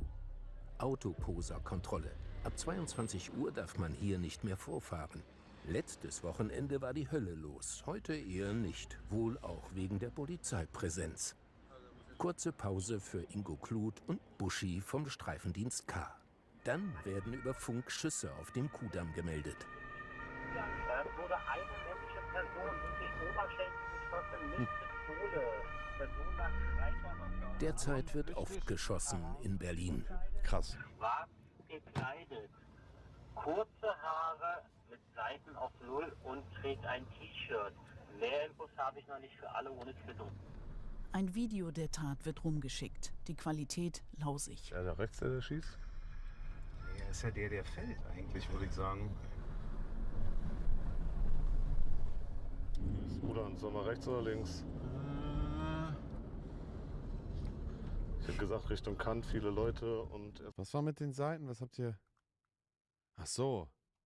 Ihr meint hier wegen der Frisur? Und trägt ein T-Shirt. Ja, die Seiten fresh, das stimmt, ja. Bruder, soll mal rechts oder links? Ach, war die Täterbeschreibung Seiten auf 0? Ich habe gerade nachgedacht, warte. Zeit wird oft geschossen in Berlin. Schwarz gekleidet. Kurze Haare mit Seiten auf 0 und trägt ein T-Shirt. Okay. Mehr Infos habe Gut, ich noch alles nicht für alle klar. ohne Quittung. Ein Video Seiten auf der Tat Kontostand. wird Gut, rumgeschickt. gut, danke Die schön. Qualität Chat, easy. lausig. Gut, danke, sorry. Ich hätte gesagt Richtung Kant, viele Leute. T-Shirt hat er an, fand ich wild. Naja gut, das ist ja schon ein Unterschied, ob du nach einem Täter schaust, der ein T-Shirt an, ein Pullover oder eine Jacke. Und erstmal wegkommen. Aber macht Sinn. Wo ist der Schütze abgeblieben? Alle suchen fieberhaft. Also hier ist der U-Bahnhof, hier sollen sie hingelaufen sein. Da läuft jetzt einer und telefoniert, guckt die ganze Zeit rechts rüber. Hier, da ist er, da links. Schaut hier direkt rüber die ganze Zeit, der da. Der hat irgendwas hinten rechts in der Hosentasche. Doch der Mann ist es nicht. Dafür gibt es einen neuen Sachstand über Funk. Das ist keine Gummigeschoss gewesen. Scharfe Schusswaffe, 1-2, Austritt Bauch. Das kam jetzt gerade eben Durchschuss am Bauch. Ja, scharfe Schusswaffe. Erschreckend. Einfach, also mehr kann ich dazu nicht sagen, einfach erschreckend. Am Tatort verschaffen sie sich einen Überblick. Offenbar hatten Kollegen eine Auseinandersetzung beobachtet. Die kamen in Streit und irgendwer, Pascal und so, haben vorne am Kudamm Jothaler beobachtet, wie einer, der dem Opfer sehr ähnlich sah, einem Auto hinterhergerufen hat, Murat, du Hurensohn. Und dann wäre der dem wohl gefolgt. Vielleicht war die das sogar und haben sich hier nochmal gestritten. Es gibt ein paar Zeugen, ja. Aber ja, da müssen sie jetzt erstmal alle durchnehmen und dann muss man mal gucken, ob das mehr so Knallzeugen alles sind. Es ging wohl, wie so oft, um Streitigkeiten im Milieu. Eine Mordkommission ermittelt. Mehr Infos will die Staatsanwaltschaft nicht Traurige Realität.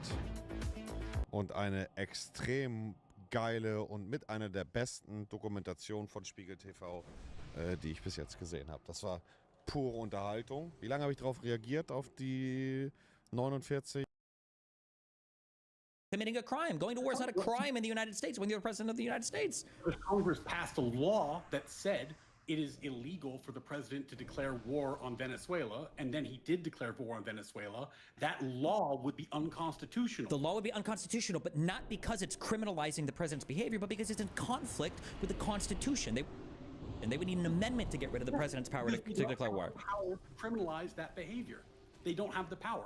That's the argument. That's why there's immunity, because if you are criminalizing that behavior, it is unconstitutional.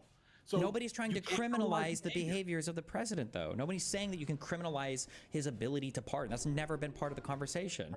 Yeah, but so then once you've established that there is a core area of immunity, which I think we have agreed. We don't agree on that. You're just saying, like, let's say that a teacher has the ability to issue a detention to a student. Right? It's like you go to class, you're late to class, and the teacher has the ability to issue you a detention. And let's say that a student says, oh, like, I don't think the teacher should be able to give me a detention. I think that if the teacher gives me a detention, he should be fired or whatever. You wouldn't ask the principal to pass a bylaw or something saying that, like, teachers are actually not allowed to be fired if they issue a detention. Like, no, that's not, you wouldn't, they have the ability to issue detentions. The concept of firing them for doing a detention doesn't even make sense. There's no world where you wouldn't need that protection. Much like if the president has the ability written in the Constitution to do a particular thing, he doesn't need criminal immunity because he's not committing a crime. If we speak of crimes, we're talking about federal statutes. We're talking about things that we can cite in the U.S. Code that says this is a crime. The president's not committing a crime when he's doing his job, so he doesn't need protection against crimes to do his job. Let's say that there is a vague criminal statute, which we've had several of in the course of our history, that you can charge a lot of different behavior under, and we can make up the details, it doesn't really matter. And then they use that statute to charge the president with a crime for issuing a pardon. do you think he should be able to be prosecuted for that? Normally I don't do this in debates, but I feel like I would need an example. Like I would need to, because the important part of the crimes, of criminal stuff in the United States generally, unless we're talking some statutory strict liability, you need a state of mind to commit the crime. Like, what is the crime? I actually don't think you need an example, because what we said before is that they don't have the power. It doesn't matter whether or not, like, how they wrote the law, they don't have the power. Like, the Constitution does not give Congress the power to criminalize his use of the pardon. So whether or not they write a creative law is irrelevant. They don't have the power, just like they don't have the power to criminalize. Sure. Then the question, the Sotomayor question is, do you think the president has the right to go to a man and say, listen, I want you to go and murder that person over there, and as long as you do it, I'll pardon you, and you'll be safe? Do you think that that is a non-justiciable issue that can't be touched, nobody can look at it? You think that's okay, that the founding fathers, that the architects of our Constitution, and every Congress since then would be okay with that? I don't know how the court would handle that under the... I'm not asking how the court would handle it. I'm asking you, do you think that the people, when they wrote the Constitution, that the president should be able to direct somebody to murder somebody with the offer of a pardon afterwards, and that should be okay? I think that the use of the pardon is not something that Congress can make criminal. The question you're raising is if the power of the pardon is used conditionally with some kind of personal behavior that is outside of the president's scope of the office, is that something that would be criminal? And I would hope the answer is yes, but we don't know. We can't touch it. First of all, hold on. I just want to be very clear here. So you're telling me that we don't know what the intentions would be of the architects of the Constitution for whether or not the president could order people to commit murder as long as he promised a pardon afterwards. You're saying we can't possibly know. We don't know this. We don't know what they would think about that. I think that we do know that the pardon power is outside of Congress's scope. So the use of the pardon in your example, we know is not something they can criminalize. The question is, can they criminalize the second half, where he makes some kind of quid pro quo? And that was the three-legged stool, yeah. So I'm asking, so how is there a quid pro quo with no quo? But if you read Justice Barrett's concurrence, her concern, and it's my concern as well, I think she had the best version of that decision. Her concern wasn't that you couldn't charge the bribery scheme. Like, she assumed you could, and because she assumed it, I'm assuming it as well. Her issue was that the evidentiary rule, which is a bit more nitpicky than the kind of big picture stuff we've been talking about, would make it very, very hard to charge that. Like, it wouldn't make it very hard or make it impossible. Because the evidentiary rule we were talking about is the fact you can't even probe the intention for the action in order to... We've already talked about this, but like I agree with her. I think that her concurrence is the correct view, and hopefully down the road, her concurrence is the one that rises to ascension if we have other cases. Because I think she did actually have the best. That's fine. No offense to Barrett, though. This is dicta. Who cares? The holding of the case doesn't mention anything about, well, who knows about the evidence. The holding of the case is that this is not a thing you're allowed to probe, especially for core powers. Right? You can't probe any of the institutional. So how do you even prove it? So again, and I'm just trying to poke in the originalist idea that you have here. If you go to the founding father, you say, somebody says, hey, listen, if you murder that dude, I'll pardon you. Okay, quid pro quo. Murder that guy and I'll give you a federal pardon. That's not what originalism is. Well, you're saying the idea that this is something that if we read the original text of the Constitution, we could plainly see that the founding fathers would have wanted this to be part of the framework of our government, that the president would be untouchable from criminal indictment, right? So I'm just... The originalist part of the logic is the one that I gave you, which is that the Constitution has a fixed meaning, and it means what it meant as it was publicly understood, not what founders thought in their private thoughts, not their intentions, but how things were understood. Vengeance. Yeah, and I'm curious that in this court case there was... One of the things that was clear is that there were core and exclusive powers granted to the president and not to Congress. That's not the question. That's things. No. So there is a zone of immunity, and that's the originalist point. There is no. You don't need criminal immunity for your job to not be criminal. You don't need criminal immunity for any of that. How is it that we just was it by chance that the president of the United States just happened to navigate precariously our system for 200+ years without having to be charged for a crime? Like this. So I mean, you're moving off originalism because what I said makes sense to you? No, Or no, is no. that why- I'm not moving off originalism. Nothing that you're saying implies that the original meaning, like when you say the original meaning of the Constitution meant that Congress couldn't make a crime out of like a presidential action, nobody disagrees with that, but you don't need criminal immunity for that. Well, you do if they have in fact made it criminal. No, it would just be unconstitutional. No part of the criminality, you don't have to use that word. If Congress passed a law that said, today we're outlawing the president's use of the pardon power, you wouldn't have to go through the courts and say, oh my God, can they charge him with a crime and blah, blah, blah. The Supreme Court would eventually look and they go, sorry, but the Constitution says otherwise. You need an amendment to change this. Boom. You don't have to talk about criminal immunity. You wouldn't say, oh no, the president can't be charged with crimes because it's a court power. You say, you can't get rid of that court power with a law. The Congress's laws are beneath the Constitution. Silenced. What exactly is the difference in your mind between saying the president is immune to crimes that infringe on his core and exclusive powers, and it is unconstitutional to charge him with crimes in his core and exclusive powers? Because in one, you're talking about passing a statute by Congress that would be, the statute by Congress would be plainly unconstitutional. And No, in it one, would be unconstitutional as applied. It would be unconstitutional as applied to him. no, it would be unconstitutional. If the Congress passed a law saying the president is no longer allowed to pardon, that, my imagination is that law would be struck down as unconstitutional. That one would be, but if the law said no federal business will be conducted on Wednesdays, and he did a pardon on Wednesday, that law is not unconstitutional in general. It's unconstitutional as applied to him in the context of his pardon power. Wait, why would that be the case? Because Congress can pass a law that says, to the extent that they have control over the federal government, the areas where they have control, they could pass a law saying no federal business will be done on Wednesdays. There's a lot of areas where Congress has total control. It's just there are certain areas that are core and exclusive to the president. And there are certain things Congress can't do. Like they can't they can't fire judges, for example. What is that? So then they couldn't make any law for anything relating to the president? Or I guess I don't understand that. They couldn't make laws for the areas where he is a core and exclusive power. If they can't regulate his core and exclusive powers. If it's a concurrent power, if it's a power that they share with the president, that's different. And most powers overlap, but there are certain powers that don't. And I'm aware that it's in the core and the official acts. I guess I just don't know why you would have to give him criminal immunity to strike down these laws. And this is what I'm saying, like the difference between saying the criminal law is unconstitutional as applied to you because it's controlling your core and exclusive power unconstitutionally, and you are immune from that prosecution for the exact same reason. The immunity is basically the same thing. It's just making clear what your point was. That I don't think the reason why I don't think it's necessarily the same thing is because the laws that Donald Trump was being charged for violating weren't like laws trying to necessarily limit his presidential power, but obviously they were in conjunction with his presidential powers because he was the president when he was committing the crimes.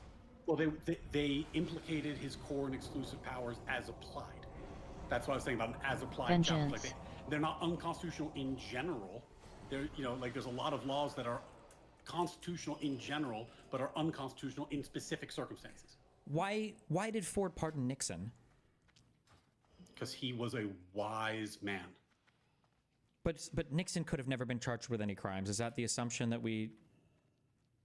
Like, do you think that any president prior to Trump thought that they could never be charged with a crime? Are you asking the judicial realism point? Like, I no, don't I'm just know like this. Like, I think and I know that the United States, no president in the history of the U.S. thought that they were above being criminally charged for committing crimes while president. I don't think that's been a thing since Trump.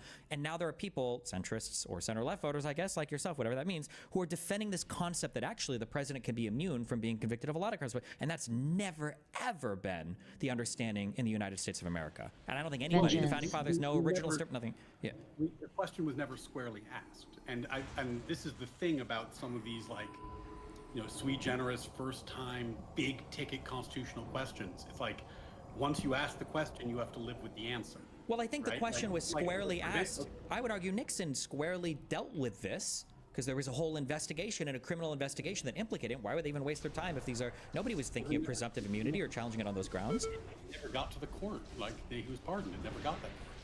Sure, but I mean, like, why would you even bother investigating if you didn't think it could go anywhere? And nobody had this, like, nobody in the government, nobody in the courts, nobody was putting up this argument. Nobody had the assumption that, oh, the president, like, you can't even be charged with a crime. Like, who cares, right? Yeah, clearly they didn't, but that's what happens when you take something to the Supreme Court. You learn, they tell you what the law is. That's their function, right? That, like, they just didn't get that far. Obviously, they thought they could investigate him. So obviously someone in the federal government thought you could charge him. I would agree with you. They were just, turns out, wrong. Okay, so then I guess then the answer to my original question then, or not the original, but the answer to one of my questions is, so if the president says to somebody, you can go murder that dude and then I'll pardon you if you do it, you think that that would be a thing that originally, as the original Constitution was written, that would be a protected action? Then they would have wanted that to have been a protected action. If you could resurrect all of the original framers. If we're looking at, like, this, going back to what we were saying about Justice Barrett and why her concurrence, and really, if people are interested in this topic, I encourage you to read her concurrence, because her version of this would work so much better. But in any event, her assumption was that in a bribery case that implicated the president's immunity, he could nonetheless be charged for the stuff that was outside of his role as the president, which I would say go murder that guy probably is. That sounds like it'd be outside his role. The problem then is that whether you could actually introduce evidence of the quid pro quo, which we talked about briefly earlier. And I think that there was a part of the immunity decision that was too sweeping, in my opinion, where the court said basically I haven't read it in a while, but basically any evidence that goes towards the things that are immune cannot be introduced, which would make it very hard to introduce, for example, like, how do you get evidence of the conversations around the pardon?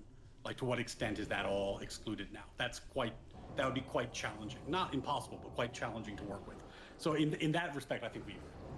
I'm just trying to figure out, like, do you think that the original framers would have thought that the president couldn't be convicted of crimes, that he would have this type of immunity? I don't think that's not the originalist inquiry. It's not what they thought. It's what the provisions they enacted meant.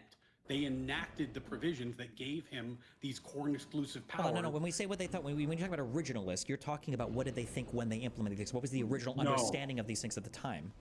Yeah, but so one of the miscommunications about originalism, and in fairness, there are different schools of thought and there are different originalists, but if you're talking about like Scalia, Barrett, like the mainline originalism, the question is not what did the founders intend. The question No, I understand that. I'm not saying what they intend. I'm saying that, like, what was the understanding of the text at the time? When I say, what was the publicly understood meaning of the text? Yes. And I would say that the publicly understood meaning of the text was that Congress did not have control or ability or power over these areas, which meant that they were for the president and the president alone. Hence, he could not possibly have been criminally charged for these things, though at that time, I think the idea of criminally charging a president was like unthinkable anyway. But that's neither here nor there. That's getting to like the mind reading exercise that I think is inappropriate. I feel like it's been a while since I've read it, but I'm pretty sure Amy Barrett's concurrence, in part, I would argue, I might have to go back and reread, but I'm pretty sure it was a dissent in part, but she had to join for whatever reason, because for her concurrence, I think the big part that she concurs on is what I'll concur on, but I don't think you need a ruling for this. It's just that, like, obviously you can't make it illegal for the president to do what he does. But I guess that we're looping, because I'm just saying you don't need a law. You don't have to protect the president's core powers because he can be charged with a crime. She agreed that there's immunity, and she agreed that immunity should follow. What she would have done, which I think is a better version, is actually she would have structured it the kind of more similar to the way you explained it here, which I think is the more intuitive way of doing it. You charge a crime, and then the president says, actually, as applied to me, that law is unconstitutional. And the judge says, yo, you're right. Okay, I'm going to kick it out of court, which is functionally the same thing. But I think it is a cleaner articulation and is better as a result. So I mean, I think she was 100% right. She's been an absolute treasure on the court. Sweep soon. Okay. Sweep. We came here because you said you value this Supreme Court's rulings on things. Yeah, I think. I mean, you can't be surprised by that. Like, there's a lot of stuff where the Supreme Court has rulings that have been down the middle, solid originalist rulings. And if you are an originalist, that's a good thing. They are the branch of government that appears to be working right now. So, thank God for that. I'm guessing you agree with the elimination of basically injunctions against behavior. Sweep. That was a tough one for me. That was a tough one for me because the thing about originalism and just like good judging, honestly, just good legal reasoning, that is very, very hard, and I fell victim to this, is that you're really not supposed to be outcome oriented. Your question should be like, what does the law say? What is the Constitution say? Not what do I think my policy preferences are. And I was talking to Pisco about this because, you know, before it happened, and I was saying like, God, I kind of hope they find a way to keep them. They cause a lot of problems, but it seems like it's useful. And I read Justice Barrett's decision, and she correctly pointed out that the policy issues don't matter. Like, the court isn't there to decide policy. The court is there to decide, was the judiciary given this power? Does it? And I'm just the curious. answer was no. Does it bother you when you say? So I agree with you, actually fully there, that the Supreme Court shouldn't be trying to the Supreme Court should not be utilitarian, right, in its rulings, right? Does it bother you that for the big, it feels like a really big argument they leaned on for striking the Section 3 of the 14th Amendment? A really big argument they leaned on is that it would create a patchwork of enforcement amongst the states for whether or not to include a president on the ballot. Did it bother you that that was a significant part of their reasoning for the 14th Amendment? Because I would argue that was almost entirely utilitarian outcome determinative in its approach. I mean, did you disagree with them? You thought that they should have let that happen? Well, it's not a matter that I disagree. It's how was the amendment written? It seemed like if you had engaged in some behavior that you weren't allowed to run for office again if you had already been an office holder. That was a pretty plain and unambiguous reading of the text, I think. Yeah, I think that that's an interesting question. I haven't read that in a long time, so I'm gonna need to read it again. I don't want to go too much out on a limb. I mean, what's interesting about that one is that the utilitarian stuff does kind of bleed into the meaning, in a sense, because like the idea that each state could veto the president, essentially, is so unthinkably catastrophic to the constitutional order. It's difficult for me to imagine that anyone understood that provision to mean that. But I really would need to look at that again. I haven't read that in months. So I don't want to speculate, because that I might just be putting words in their mouth. But I mean, isn't the time, manner, and place thing like pretty clear in the Constitution for allowing elections to be ran in states for how they choose to do so? Or yeah, but then the question there was whether you could strike someone from the ballot for a civil determination that they had committed an not civil determination. It didn't say anything about crime, just if they had engaged in a thing. I do agree that it sucks they didn't put the process down, but if we're looking at just the plain reading of the text, and I mean, well, but that was the thing that, like, as I recall from that decision, again, I'm doing this from memory, so if I get this wrong, forgive me. But the big debate amongst the concurrences was, or dissenters, I can't quite recall. Yeah, no, it was concurrences because it was 9-0. Sorry, it was 9-0. Was, did they go too far by saying that it has to be a congressionally described crime? It couldn't be a state described crime, right? Like, it couldn't be that, like, Colorado passes a law that says insurrection is this, and then uses that law to make a determination that Trump is an insurrectionist and then bans him from the ballot. It has to actually be Congress who creates a law that then could trigger this provision. And I think that's what the concurrences were upset about. So there was kind of a lively debate, let's say, amongst the justices about, like, who has this power. Are you going to then can I get you on record right now? A plain reading of the 22nd Amendment then, I think, would survive, or it would be defeated by the Supreme Court's reading then, saying that, like, no person shall be elected or whatever. If Trump runs for a third term and some states decide to remove him from the ballot because they think that the 22nd Amendment precludes him from doing so, and then the Supreme Court comes back with the exact same rationale, saying this amendment does not give, in plain reading, the power to the states to strike somebody from the ballot, and this is a federal issue, so if he wants to be impeached or something afterwards, that's for the federal government to decide. Yeah, no, that provision's totally clear. Like if someone who is 34 years old ran for president, states should remove him from the ballot. Similarly, someone who's like not. Wait, what if there's a disagreement between two states on age? Well, I mean, there's no real dispute as to what the 35 means, right? Like, well, what if somebody has a birth certificate and there's like a question? So like what Donald Trump tried Dark to do glare. with Obama's birth certificate. I would imagine that would go to the Supreme Court and it would be litigated, and then they'd say this is what the fact of the matter is, if that was a legitimate dispute.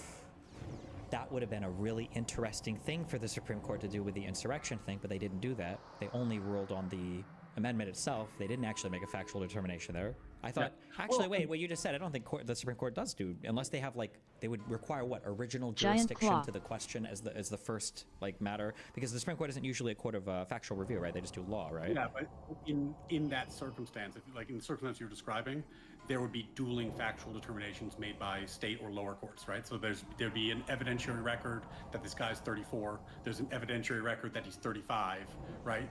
The whole record gets passed up on appeal. And what they're not going to take new evidence necessarily, though that's such an extraordinary circumstance that I actually don't know if they have the powers to do that in extraordinary circumstances. Yeah, but what you just said was the exact same thing for the immunity ruling. Colorado passed up from their record that they believed it engaged in insurrection, and that was challenged on whether they could even say that or do that. And the court, of course, this wonderful court that is too scared to take on major questions, decided, oh, well, we're not going to decide that. We're just going to say you guys don't have the power to make that decision for yourself. And I feel like that the same thing could come up with the 22nd Amendment stuff because of the way that the amendment is worded. I mean, obviously this is a tricky bit, and this is, by the way, one of the. Just to be clear, real quick, I don't think any of this is tricky at all. I think it's plainly obvious. I think that you've got yourself in a bind because you're trying so hard to defend the insane positions that this court has taken on issues that now it's like a really difficult and tricky thing to do because you're not being an originalist at all. I feel like in some sense to be an originalist should make this really easy to answer, but you become very outcome determinative when it comes to the Section 3 of the 14th Amendment. But for the core powers thing, well, now we're very deontological in our approach. I think that's the confusion right now. Well, the thing about this that's tricky is that you're pointing to a decision that was not made on originalist grounds because it was signed by 9 justices, many of whom are not originalists. So when you have commonality between all the justices, they're going to make decisions, they're going to write things that get votes for all the justices, right? So yes, I struggle a little bit with an opinion that was written in a way that is not the judicial philosophy because it was signed by justices who do not ascribe to that judicial philosophy. And if you limited it to that judicial philosophy, you wouldn't get their votes. That's not necessarily true, because there's also good evidence in this particular case. I might agree with you, but one, it could have been a 6-3 ruling, but also there is evidence in this individual case. Well, no, it really couldn't be a 6-3 ruling. That was a very important ruling to get 9-0. It was a 6-3. It was a 6-3 ruling. When the original PDF was published, people saw that the 3 people had been written for dissent in part, but I think that before they published the opinion, I think they were like, we should probably be together on this. Roberts did not change the writing on the majority holding here. They just all decided to come together. How on earth do you know that? It was massively talked about at the time that when the PDF was uploaded, that originally it looked like it was a 6-3 ruling, that there were 3, whatever people had been written separately, but when it was released, it came out as a 9-0, but it was either in the PDF title or the metadata, but you can look for 6-3. That could be explained in a whole number of ways, such as we circulated a draft, it only got 6 votes, and then we changed the draft, now it has 9 votes, and then some clerk uploaded the wrong thing. That's not extraordinarily complicated to come out with a different interpretation of that. Sure, it's possible that could have happened, and it only ever happened with this PDF that was published, and no other Supreme Court ruling has had that happen before. That is possible, but I think it was more likely that they actually. I think I don't think it was Sotomayor. I think it was Amy herself even said in that ruling that it's important that our writings on this turn down the temperature of the country as opposed to turning up the temperature of the country. So I think they saw themselves as needing to be aligned on this one because of how charged the issue was. To get 9-0. It was super important to get 9-0. But we are speculating. Sure. I don't know if the 6-3 version is different than the 9-0 version. I would assume it does because that's how the sausage is made at the Supreme Court level, to be honest with you. That's how you get votes. And if you don't change the text, I don't know why they would change their position, but it's possible that they just thought this one was worth it. It would be strange given how scorched earth the dissents have been recently. But maybe that one they didn't. Well, feel like the reason why they think they've been scorched earth was the mistaken assumption that if people play fair and play by the rules, that the country will return to normalcy. But the reality is, and it's actually in a way it's a microcosm or a macrocosm of our conversation here. I don't think there's any benefit to not going scorched earth and to try to come back in the center because the Republicans will just rape the entire country over and over and over and over again as long as they feel like they have the opportunity to do so. Because I think they're supporting evil right now, so they see no virtue in any kind of compromise, and that's just where we're at. And yeah, I don't think we've gotten anything for any compromise so far. I think we just have lost over and over and over again on it. So yeah, that's the difficult argument to not go, I guess, at least that hard in the next direction for when the next Democrat becomes president again. Like the rules you're setting you're just saying it's okay to do that. to avoid circling, because Sure, yeah, we don't have to circle over. Yeah. We've been talking about. I will say, though, that one of the big misconceptions about originalism is that anybody who's a serious, and the reason this misconception exists is because people who don't know very much about originalism talk about it a lot. Originalism is not perfect. If you look at like Justice Scalia's speeches or writings about originalism, he would concede that there are cases where you just can't do originalism. It doesn't work. For example, you might just not have the historical record you need to conduct the inquiry, or there might be some other factors that make it impossible to do originalism.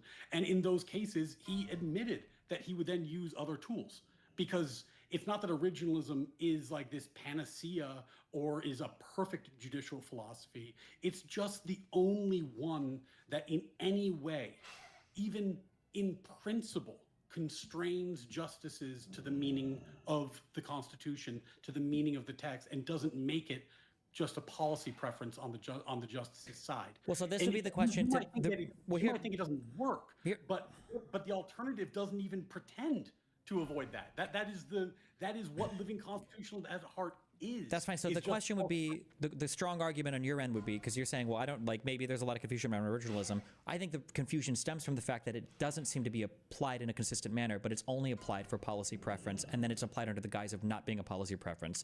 And I think if there were more writings from justices saying, man, I really hate this thing, but the plain text reading the Constitution just kind of, and the original interpretation times seems like it was this, then maybe there would be a difference of opinion there. But like, has there been a ruling where Kavanaugh or Thomas or Alito, where Roberts has written, like however painful this might be, like, and it seems to go against their political inclinations, but the originalist reading kind of favors, the more liberal side? Or is it just so that the originalist reading is pulled out every single time that just so happens to favor the conservative policy preferences of the 6-3 court? So, I mean, the famous example of that is, I just had to pull it up because I couldn't remember, it's Texas v. Johnson, which is not current. It's a 1989 case, but that's the... well, no, I'm saying of the current court. Well, I'm answering this way because this is like, it's a Scalia case and he's the godfather of originalism.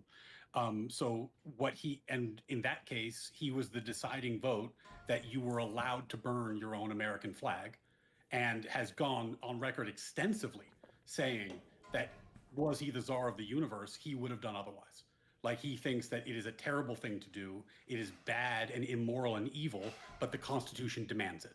So yes, and if you look at his jurisprudence on a variety of, like... I understand what you're saying, but just on the little bit that I know about Scalia, I don't like using Scalia as an example, because Scalia, to me, seemed like a conservative who wasn't evil. I feel like Scalia would stand on principle, but I feel like if Scalia was on this court, instead of people that should be shipped into the middle of the ocean, like Thomas and Alito, I think that the immunity ruling would have been a 5-4 ruling with Amy joining the majority that would have ruled against presidential immunity. No, and I think Scalia would have been on that side of, like, obviously the president doesn't have immunity from being convicted of crimes when he's scheming and plotting and doing conspiracies, just because it might implicate some part of his job. Every crime that you do is going to implicate some part of your job if that's your job and you're doing it as part of your job. Okay, if we're going to go back into immunity, we can. But we don't have. I'm just curious if for this court, is there an originalist ruling that hurt them? Barrett is, in my mind, Scalia's heir apparent. I mean, I think she was his clerk, and her jurisprudence is by far the closest to his of anybody on the court. And I can tell you, and she in fact did. God, I can't remember, what was the case? What was the one that all the conservatives were mad about because she flipped? And as a result, they lost. I don't think it was a case. I think it was challenging a TRO, wasn't it? I can't remember. I just remember that, like, for some reason, I spent like a week on Twitter telling like conservatives they need to calm the down, and Justice Barrett is like a national treasure and not their enemy. I can't remember the name of the case. I think it was after it was the day after this got released, when Trump was talking to the nation, and then he shook Robert's hand. I think it was after that day they released a 5-4 ruling against overturning a TRO. It might have had to do with the immigration stuff with Boasberg or whatever. I think it was definitely an immigration case. I'll look it up. I don't have the details top of mind, but that was the one where everyone was furious with her for doing what she thought was the right thing to do. And I very rarely have thought she was wrong. She's my favorite writer on the Supreme Court. But then there is like, and this is a weird corner of originalism, but there is like a very big difference in substance between like a Scalia-Barrett originalism and a Thomas originalism, which matters a lot if certain things come up. Like if there was a case that asked, should we overturn Obergefell, like the gay marriage case, Justice Thomas would vote yes. He would overturn that in a heartbeat. Justice Barrett wouldn't, I don't think. And because they have very different conceptions of originalism in that sense. And the meaningful difference there is that Justice Thomas believes that every decision needs to go back to the originalist root. Like you have to be able to go back and justify it on originalist principles for it to be a valid decision. Whereas like a Justice Scalia, Justice Barrett would say like, there's decisions we disagree with, but unless they're like egregiously wrongly decided and there's some big problem with them that we're going to point out separate and apart from the originalist issue, like we're not going to go and unring every bell because that's so damaging to the rule of law. Like we have to have res judicata, we have to have stability in the legal system. And that's a very big difference between those two schools of thought, which often is tricky because when you talk about like, am I defending originalism? Well, which originalism am I defending, right? Like they can be very different in different circumstances. Sure. Okay. We don't have to circle around on this topic. Is there anything else related to? Like we cover a lot of ground on all the. When I'm yelling at a convoy, you know, is your position that socialism is inherently immoral, meaning that if it could be enacted without some kind of like violent revolution, which probably would be necessary, but setting that aside, that it's an immoral end? Or is your point that like socialism's a problem because it points to all these idiots who do all this dumb stuff politically, or it points to Marxist-Leninism? Like, what's your concern with it? I just think socialism is a much less efficient way of organizing the economy, that all of the outcomes would be far worse. So it's like it's a utilitarian objective. It's not like a rights-based objection, but you just think in practice it would be worse. I think in practice it would be much worse, yes. Yeah, okay. And then, because I know you did this with Richard Wolff, and since I'm talking to you, maybe you'll save me some time. I don't have to go back and look at it. How the f does anyone run a business in a socialist system? Like, how do you have to like apply for a permit or something? Like, what does that look like? Depends. If you ask 100 socialists, you'll get 100 different answers on that. There's a lot of people that you know, socialism is a lot like originalism. Everybody has their own variation of it, you know? I'll just say that much, all right? That's funny. Have you heard of the term a command economy? Yeah. Sure. So some socialists will say that, or maybe they'll say it's communism here, or some people say it's like not communism because you can't have a council or whatever. I don't know. Some people will say that in a command economy, you make what the government tells you to make, and that's it. So that's what you make. Other people say Vosh used to be like a market syndicalist or a market socialist or something, where everybody has co-ops, so you still respond to market forces. So the things that you make just depend on what customers walk into the store and buy, and then. Yeah, so it's going to be some difference between these two things, but there's going to be dramatically different answers based on what somebody's concept of socialism is. Yeah. Okay, that's helpful. Yeah. Well, we'll see if you want to see me and a convoy argue about this. That's going to happen sometime next week. Mm-hmm. And if you want to tell me how dog my originalist positions are, I have a YouTube channel that nobody watches where I have a video explaining what the case for originalism, and you can. You do your classic DGG level commentary there, which I'm sure I'll enjoy. Okay. Thanks for chatting. I do appreciate it. It's been fun shouting at you. Just for your argument, keep this in mind because it's a tricky one, okay? Because people do this. When people talk about socialist policies or people talk about like liberal policies, the framework within these things, within the systems where these happen, are very important. So socialists can play a very tricky game where they'll point out certain socialist policies that might be good. They're social policies, but they'll say they're good because they're socialist policies. But it's important to remember that these are happening within a liberal framework. The reason why it's important to point that out, in my opinion, is because within a liberalist framework, there's a lot of things that can happen, good capitalist things and good socialist things, if you want to call them that. But in the socialist framework, you necessarily must exclude any of the quote-unquote good liberal capitalist things, and I think that's the difference. So careful when they try to say, well, oh, this social policy, isn't it good? What if we could have more of those? It's like, sure, but in your world, we would have none of the liberal capitalist ones. Yeah.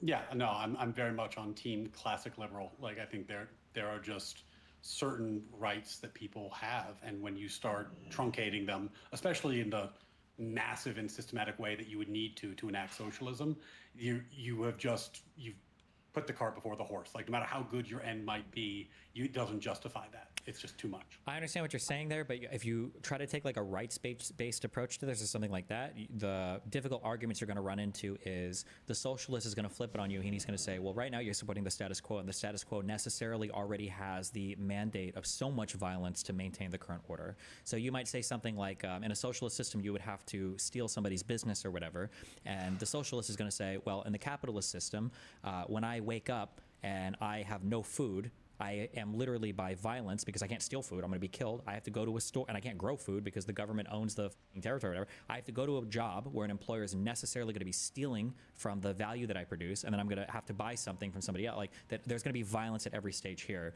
So if you are going to go the violent route argument, then you need very sophisticated forms of argumentation for why the violence that exists in a capitalist state, and we all agree every state has some form of violence it needs to, is somehow more moral or better than the violence that would exist bringing about the socialist state. I always find that this is, one of the things I argue about a lot, and it's hard to explain to people who aren't like super invested in the topic, is that why I don't consider positive rights to be rights. Like there's a difference between like a core negative right, like free speech, right to bear arms, due process. These are all negative rights. And the positive right, like you're talking about, like, oh, well, do you have a right to food? It's like, well, once you call that a right, then you have established a state that can enforce that right. You must, because how else could you have that right? It doesn't exist on its own. It's not inalienable. It's not something that's vested in you by who you are. It's a totally different thing. And I think one of the linguistic tricks that are often used is lumping in things like the right to education, right to healthcare, right to food with rights like the First Amendment, the Second Amendment, which are of a totally different type and category. I kind of understand and agree with what you're saying there, but so I don't do a lot of constitutional positive negative rights debates, but the crude notion in my head is that without some positive rights, the negative rights are essentially meaningless. So for instance, like for the, is it 6th or 4th Amendment that says no unreasonable search and seizure? Is that 4th Amendment? Or 6th? Okay, so like that's a right, negative right. So in chat, a negative right is like, this is something that you just have, it's part of you, it's not provided to you, this is just a thing you're, assumed to have, and then the state protects that negative right. But a positive right is like the thing is provided to you. So like in a lot of states, you have the right to an attorney, right, to represent you, at least in criminal matters, right? Yeah, I feel like that's technically a negative right also. Really? Why? Because what the Constitution actually says is we can't charge you with a crime if we don't give you an attorney. We could also just not. The Constitution says that guarantees your right to. Yeah, Sixth Amendment. If it does, okay, hold on. Let me just talk to my. Let me show you the story. But even if it does, why wouldn't that be a positive right? Because it's a restriction on the government. The government cannot charge you with a crime unless you have an attorney or you make one available. They could, of course, just not charge you with a crime. Your right is to not be charged without a crime. And a negative. Well, I feel like isn't that kind of a tricky? Of the negative positive distinction is negative rights are restrictions on government power. Positive rights are guarantees. They're things that are provided to you, whereas negative rights prevent the government from doing things. But isn't that kind of? I feel like we could play games there to make any positive right then a negative right. No. Like for instance, I could say I passed the 50th Amendment. I don't know how many amendments we have right now, right? I passed the 0th Amendment, and the 0th Amendment is the government. How would I phrase this?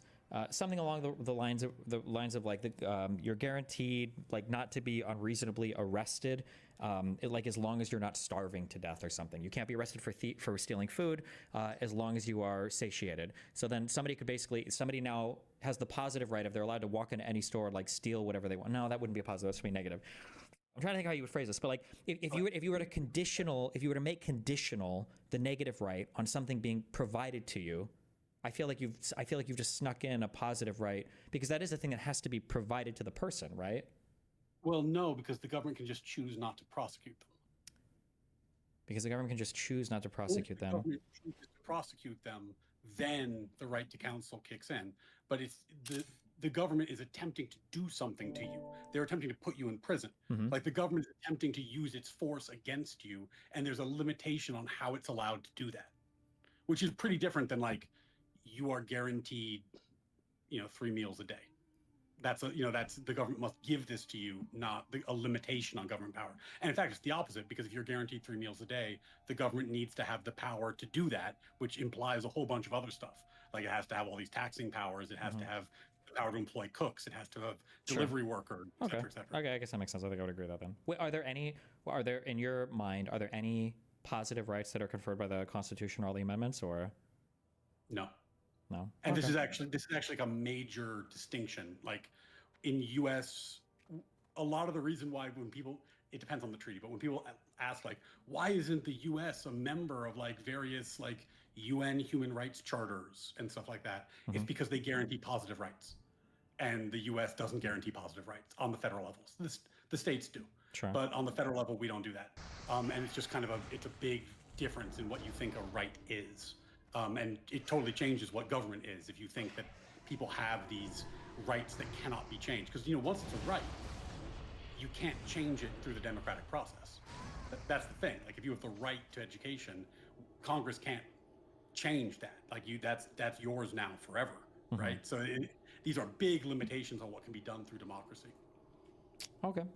All right. Well, so your argument against socialism is going to boil down to that positive negative rights thing? I don't know if it's going to boil down to it, but I think that's a big part of it. I think that the certain of the core negative rights that are guaranteed by our Constitution, or just referenced in the Declaration of Independence, the right to pursue liberty, like that is like the pursuit of liberty is deeply violated in a world where I need to ask the government whether or not I am allowed to, profit off of this conversation. Like I need a license to then, be a streamer or whatever, whatever else you're going to do, because you would need the consent of all the different people who would vote for that and socialize it. You can't just do that on your own. And that seems to me to be a pretty core violation of kind of like our sense of who we are as people and what makes life worth living and doing. Some of it is our right to self-determination, or at minimum, our right to self-ownership and the right to alienate our labor. Okay. If he makes the argument that, at least in an outcome-based way, if socialism was our mode of economy versus capitalism, that those negative rights, you would be able to pursue all of those in a much greater manner, what would your counter be to that? I mean, I don't think he's right. I mean, how would you're saying if in a socialist system you had more freedom? Yes. How would that even be possible? Like, I mean, well, most socialists are going to agree with that outright. They'll say things like, well, in a capitalist system, the easiest example from our childhood was when people would have chronic conditions and they'd work for a company, and because our health insurance comes through a company, before the ACA, you were kind of like chained to that company forever, because nobody's going to take you on a new insurance policy without it being exorbitant. But like, so they say things like, oh yeah, you're like enslaved to your job. You can't travel, you can't move, you can't do anything. You're locked here forever because you can't afford anything. But in a socialist world, where the working and the income is more equal or whatever bullshit, you have more freedoms to enjoy things in your life or to pursue things that are individualistic, whatever bullshit, yeah. And this is exactly why socialists conflate negative and positive rights. Because like the right to healthcare, that's a positive right. The right to travel, that's a positive right. Like these are all positive rights. And conflating them is very useful for a socialist. Well, I don't know if they'd say, I wouldn't say that these are necessarily, I don't know if we're talking about rights here. I think we're just talking about like opportunities or like protections of those positive rights, I guess. Well, okay, like let me give you an example. Like this is a debate I had with not like a real life friend who kind of leans in this direction. So maybe it's helpful.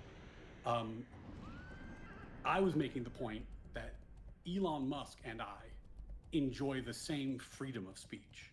And he's like, well, that's crazy because Elon Musk has much bigger reach than you. He has so much money. He has orders of magnitude. I mean, many, many orders of magnitude more reach than you, and has a totally different capacity to broadcast his views than you. You do not have the same freedom of speech. It's like, no, the freedom is the same. His capacity is different, right? And like that's the core difference. Like I'm not owed a megaphone, right?